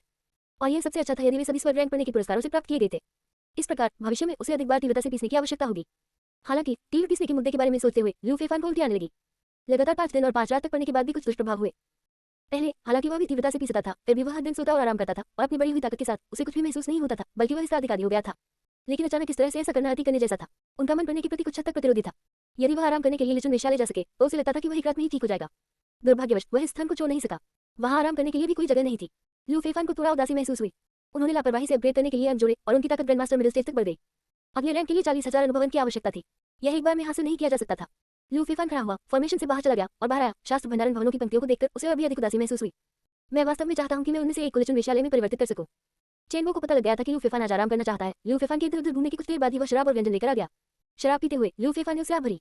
चेनवो विचारशील दिखे। भाई अकेला है। अगले दिन वह एक पिल्ला लेकर आया। भाई लू, मैं मूल रूप से आपकी इच्छा पूरी करने में आपकी मदद करना चाहता था और पूरे लिचुन प्रांगण को अंदर ले जाना चाहता था। मैंने पहले ही उनसे संपर्क कर लिया था और कीमत पर सहमति बना ली थी, लेकिन दुर्भाग्य से वे शाही रक्षक का सहयोगी थे, उन्होंने इसकी अनुमति नहीं दी। मैं तो बस यही कह सकता हूं कि अगली सबसे अच्छी चीज यही है कि आपके लिए एक कुत्ता ला दूं। इसे नापसंद मत करना। कुत्ते को पालने से अकेलापन भी दूर हो सकता है। चेनवो ने लू फेफान से कहा, जो थोड़ी बेहतर स्थिति में था। ये समझौता बहुत कठोर था। व्यक्ति को एक कुत्ते द्वारा बदल दिया गया था और कुंजी ये थी। लू फेफान ने इसे देखा और यह एक पुरुष लग रहा था। ये कुत्ता एक ग्रामीण दिव्य कुत्ता है और इसका जन्म एक कुत्ता राजा से हुआ है जिसमें एक महान दानव की क्षमता है। मैं इसे सीमावर्ती शहर से वापस लाया हूँ। मैं इसे मूल रूप से याओ को देना चाहता था, लेकिन दुर्भाग्य से उसे यह ज्यादा पसंद नहीं आया। भाई, संयोग से तुम अकेले हो, इसलिए मैं ये तुम्हें दे रहा हूँ। सुनते ही लू फेफान की अभिव्यक्ति अजीब हो गई।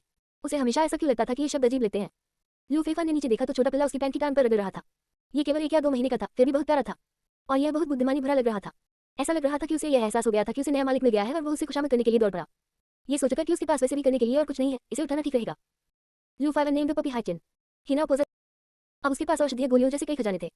उन्हें स्वयं उनकी कोई आवश्यकता नहीं थी, लेकिन हाइटिन को अपनाने के बाद उन पी ग्रेड औषधीय गोलियों को एक उद्देश्य मिल गया। इनका उपयोग चारे के रूप में किया जा सकता है। चेनवो ने उसे झूठ नहीं बोला था। इस कुत्ते की रक्तरेखा वास्तव में असाधारण थी। लू फेफान की देखरेख में इसकी ताकत में बहुत तेजी से सुधार हुआ। एक छोटा पिल्ला आधे महीने से भी कम समय में पहले से ही अर्जित दायरे तक पहुंच गया था। भाई लू, कल कुछ विस्फोटक हुआ।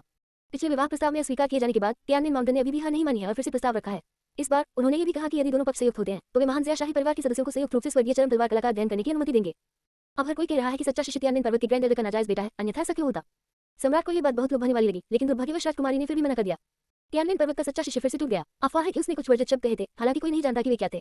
दोनों पक्षों में लगभग मारपीट की नौबत आ गई थी। अंत में उनके बड़े बुजुर्ग ने उसे कड़ी फटकार लगाए और उसे पीट-पीट कर अधमरा कर दिया ताकि महान ज़िया शाही परिवार को समझाया जा सके। कहा जा रहा है कि वे कल इंपीरियल सिटी छोड़कर चले गए, यहाँ तक कि कोई चौकी भी नहीं छोड़ गए। ऐसा लगता है जैसे वे पूरी तरह से गायब हो गए हैं। आखिर ऐसा क्या कहा गया कि इसकी वजह क्या थी? अदालत की बैठक में शामिल सभी लोग इस बारे में कुछ नहीं बता रहे हैं। मैंने उस बूढ़े आदमी से पूछा, लेकिन उसने भी मुझे कुछ नहीं बताया। चेनवो लू फेफान के लिए एक और खबर लेकर आए। त्यानन पर्वत को महान ज़िया के नंबर 1 संप्रदाय के रूप में जाना जाता है और इसकी ताकत अभी भी बहुत शक्तिशाली है। उत्तरी लियांग सेना के विनाश के बाद महान ज़िया शाही परिवार की मूल को गंभीर रूप से नुकसान पहुंचा था। इस समय त्यानन पर्वत पर विजय प्राप्त करना वास्तव में बहुत आवश्यक है।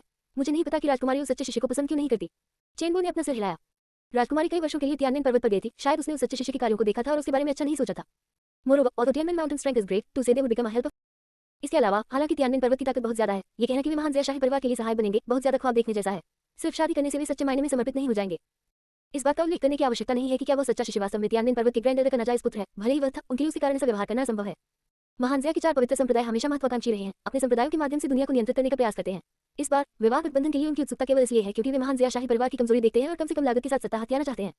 यह एक बहुत ही सरल सत्य है जिसे महानजिया शाही परिवार और हमारे परिवारों के बुजुर्ग लोगों को समझना चाहिए। वे इससे सहमत नहीं हो सकते। ये कहना कि सम्राट को प्रलोभन दिया गया था पूरी तरह बकवास है जब तक कि वह अपना दिमाग नहीं खो बैठे हो। लू फेफा ने हंसते हुए कहा, हिस भाई लू, तुम इतने होशियार कैसे हो गए?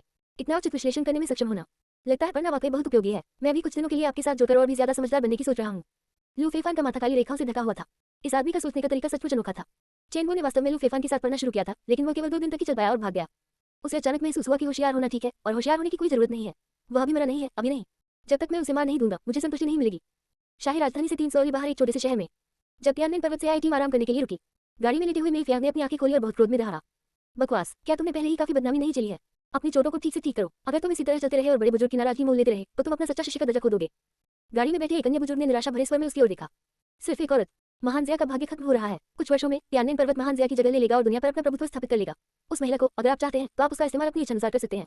जिसे आप मारना चाहते हैं भले ही आप उसे 1000 टुकड़े करना चाहें, कोई समस्या नहीं है। Nothing can be rushed. We are martial artists and you especially possess divine. किसी भी काम में जल्दबाजी नहीं की जा सकती। हम मार्शल आर्टिस्ट हैं और खासकर आपकी दिव्य मार्शल प्रतिभा है। आपकी जिंदगी 500 साल की होगी, कुछ साल तो आपके लिए बस एक उंगली के इशारे के बराबर है। क्या आप इतना इंतजार भी नहीं कर सकते? ऐसे हृदय स्वभाव के साथ आप शिखर तक कैसे पहुंच सकते हैं? बुजुर्ग की बातें सुनकर हालांकि मेई फियांग के चेहरे पर अभी भी हत्या की मंशा कम नहीं हुई थी, वह अंततः थोड़ा शांत हो गया। तो फिर उस आदमी को कुछ और साल जीने दो। और छोटी बहन, तुम मेरी हो और यह केवल मेरा ही हो सकता है। मेई फियांग अचानक फिर से उत्तेजित हो गया जिससे उसके बगल में बैठे बुजुर्ग ने अपना सिर हिलाया। यदि यह बालक ग्रैंड का प्रत्यक्ष वंशज न होता तो अपनी प्रतिभा के बावजूद उसका आचरण उसे सच्चे शिष्य के पद के योग्य बनाता। चूंकि तियानमेन पर्वत और महानजिया शाही परिवार खराब शर्तों पर अलग हुए थे। हर बार जब चेंगो आता तो वह लू फेफान को ब्रेजिया में हुए विभिन्न परिवर्तनों के बारे में बताता। उत्तरी लियांग की हार का कड़वा फल सामने आया। उस युद्ध के बाद महानजिया के राष्ट्रीय भाग्य का पतन शुरू हो गया। यह एक खतरनाक स्थिति थी। सीमा संबंधी विसंगतियों को छोड़ दें तो स्थानीय स्तर पर भी विभिन्न गड़बड़ियां लगातार सामने आती रहीं। कुछ स्थानों पर जहां प्रमुख कुलीन परिवार और बड़े संप्रदाय थे, लोगों ने खुलेआम विद्रोह का झंडा बुलंद कर दिया। ऐसा प्रतीत हुआ कि एक समय स्थिर रही दुनिया अचानक एक क्षण में अराजकता में बदल गई।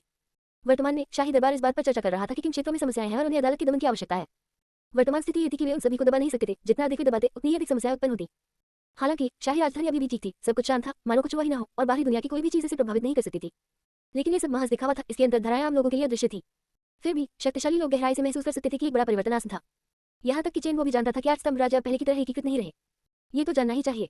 8 स्तंभ राज्य 8 ड्यूक के हवेली के परिवारों का प्रतिनिधित्व करते हुए वे महानजिया साम्राज्य के भाग्य के साथ जुड़े हुए थे। महानजिया का 800 साल का शासनकाल। इसकी स्थापना महानजिया के पुराने पूर्वज और 8 उच्च स्तंभ राज्यों के पुराने पूर्वजों द्वारा एक साथ की गई थी। यह एक उच्च मार्शल दुनिया थी जहां मार्शल कलाकार दिव्य के साथ संवाद कर सकते थे। सम्राट और 8 उच्च स्तंभ राज्य वरिष्ठ और अधीनस्थ थे तथा सहयोगी भी थे। यद्यपि 8 उच्च स्तंभ राज्यों के परिवारों के पास महान योग्यता और मजबूत शक्ति थी, लेकिन महानजिया शाही परिवार ने कभी भी उनसे अलग होने के बारे में नहीं सोचा था। आखिरकार उन्हें अपना शासन बनाए रखने के लिए 8 उच्च स्तंभ राज्यों के परिवारों की आवश्यकता थी। अन्यथा अकेले महानजिया शाही परिवार बाहरी दुश्मनों की बात तो छोड़ ही दीजिए, आंतरिक रूप से नियंत्रण बनाए रखने में सक्षम नहीं होगा। महानजिया शाही परिवार और 8 उच्च स्तंभ राज्यों के हित वास्तव में सुसंगत थे। ईमानदारी से कहूं तो यदि 8 उच्च स्तंभ राज्यों के परिवारों में समस्याएं नहीं होती और वे महानजिया साम्राज्य की स्थापना के समय की तरह एकजुट रहते, उत्तरी लियांग में विनाशकारी हार और साम्राज्य की शक्ति के क्षतिग्रस्त होने के बावजूद वे स्थिरता बनाए रख सकते थे। अगर वे एक अति शक्तिशाली योद्धा तैयार कर सके और कुछ दशकों में 1-2 शक्तिशाली सेनाएं खड़ी कर सके तो महानजिया तब भी महानजिया ही रहेगा। दुर्भाग्य से मानव हृदय बदलता है। यहाँ तक कि 8 उच्च स्तंभ राज्यों जैसे परिवार जिनके भाग्य महानजिया साम्राज्य के साथ जुड़े हुए थे, फिर भी अनिवार्यतः समस्याओं का सामना करना पड़ा। वास्तव में वे पहले से ही काफी ऊंचाई पर खड़े थे। यथास्थिति बनाए रखना उनके हितों के अनुरूप होना चाहिए था। लेकिन प्राचीन काल से लेकर आज तक दरवाजे में आपके दिमाग वाले लोगों की कभी कमी नहीं रही। ये सिर्फ इसलिए नहीं बदलता कि वे शीर्ष पर है। Liu Feifan wasn't too concerned about the situation in Great Xia. As long as the जब तक Liu Feifan ग्रेट ज़िया की स्थिति के बारे में बहुत चिंतित नहीं था। जब तक शाही राजधानी कुछ समय के लिए शांत रही और उसके पढ़ने में बाधा नहीं पड़ी तब तक सब ठीक था। उनके लिए तियान्या हाई मंडप में पुस्तकों के विशाल संग्रह को पूरा करना वास्तविक प्राथमिकता थी। जहां तक बाहरी दुनिया का सवाल है वह सिर्फ मनोरंजन के लिए सुनता था। हाल ही में Liu Feifan ने अपना पढ़ने का स्थान एक प्राचीन पेड़ के नीचे स्थानांतरित कर लिया था। इसके लिए उन्होंने चेन को बाहर से एक आराम कुर्सी, एक मेज और एक पूरा चाय सेट लाने को कहा। अपने कुत्ते को टहलाना, पढ़ना और चाय की चुस्कियां लेना उसका जीवन आरामदायक और संतुष्ट था। प्राचीन वृक्ष की शाखाओं से छनकर आने वाली रोशनी उन पर चमक रही थी और उनकी अनोखी आभा के साथ मिलकर यह एक विशेष आकर्षण की छवि बना रही थी। क्या वह इतनी देर तक यही बैठकर पढ़ता रहा है? तियान्या हाई मंडप के भीतर एक पुस्तकालय की ऊपरी मंजिल पर महलनुमा पोशाक और भूगोल पहने एक सुंदर आकृति खिड़की के पास खड़ी थी। विचारों में खोई हुई वह पास के दृश्य को देख रही थी। उसका हाथ अंजाने में उसके पेट को सहला रहा था। हाँ, यंग मास्टर इस पूरे समय पढ़ते रहे हैं। खाने और सोने के अलावा उन्होंने शायद ही कभी किताब को नीचे रखा हो। उसके पीछे खड़े एक बूढ़े आदमी ने थोड़ा झुककर कहा। उसकी पढ़ने की स्थिति को देखते हुए वह उतना बेकार नहीं लगता जितना कि अफवाह में दावा किया जाता है। सुंदर आकृति वाली इस महिला की आवाज शांत थी और उसमें कोई भावना नहीं थी। नानी है, अगर स्थिति अपरिवर्तनीय हो जाती है तो आपको जाते समय लिटिल वन और उसकी रक्षा करनी चाहिए। अगर मां नहीं है तो कम से कम पिता तो होना ही चाहिए। उस समय उसे निर्वाण गोली भी दे देना। बच्चे की देखभाल के लिए अभी भी कुछ ताकत की जरूरत होती है। एक अपन छोटे को कष्ट देगा। उस सुंदर आकृति ने अपनी निगाहें हटा ली और जाने के लिए मुड़ गई। हम Liu Feifan जो पढ़ रहा था ने अचानक अपना सिर घुमाकर तियान्या हाई मंडप में गहराई से देखा। ऐसा लग रहा था जैसे कोई अभी उसे देख रहा हो। क्या ये वो व्यक्ति है जो मेरी निगरानी करने के लिए जिम्मेदार है? मुझे उम्मीद नहीं थी कि इस तरह से भी कोई उन पर नजर रखेगा। Liu Feifan ने अपना सिर हिलाया और अपनी नजरें हटा ली। एक चमक में 3 महीने और बीत गए। Liu Feifan की ताकत ग्रैंड मास्टर लेट स्टेज तक पहुंच गई। इसकी उस प्रगति का कारण यह था कि इस अवधि के दौरान उन्होंने 30 गुना अधिक अनुभव प्राप्त कर लिया था। इस दौरान 3 और घटनाएं हुई जिन्हें लोगों ने उन्हें मारने की कोशिश की। दुर्भाग्यवश जो लोग आए वे सभी अन्य थे तथा उन्होंने कोई चुनौती नहीं दी। The fact that people of this caliber could infiltrate only indicated that there were significant problems with. ये तथ्य कि इस क्षमता के लोग घुसपैठ कर सकते थे, ये दर्शाता है कि इंपीरियल गार्ड्स के साथ गंभीर समस्याएं थी। इस विशेष दिन किसी अज्ञात कारण से लू फेफान बेचैन महसूस कर रहा था और अपने हाथ में रखी किताब पर ध्यान केंद्रित नहीं कर पा रहा था। उसे ऐसा महसूस हुआ जैसे कुछ होने वाला है। वह शाही शहर की ओर देख रहा था, मानो वहां उससे संबंधित कोई घटना घटने वाली हो।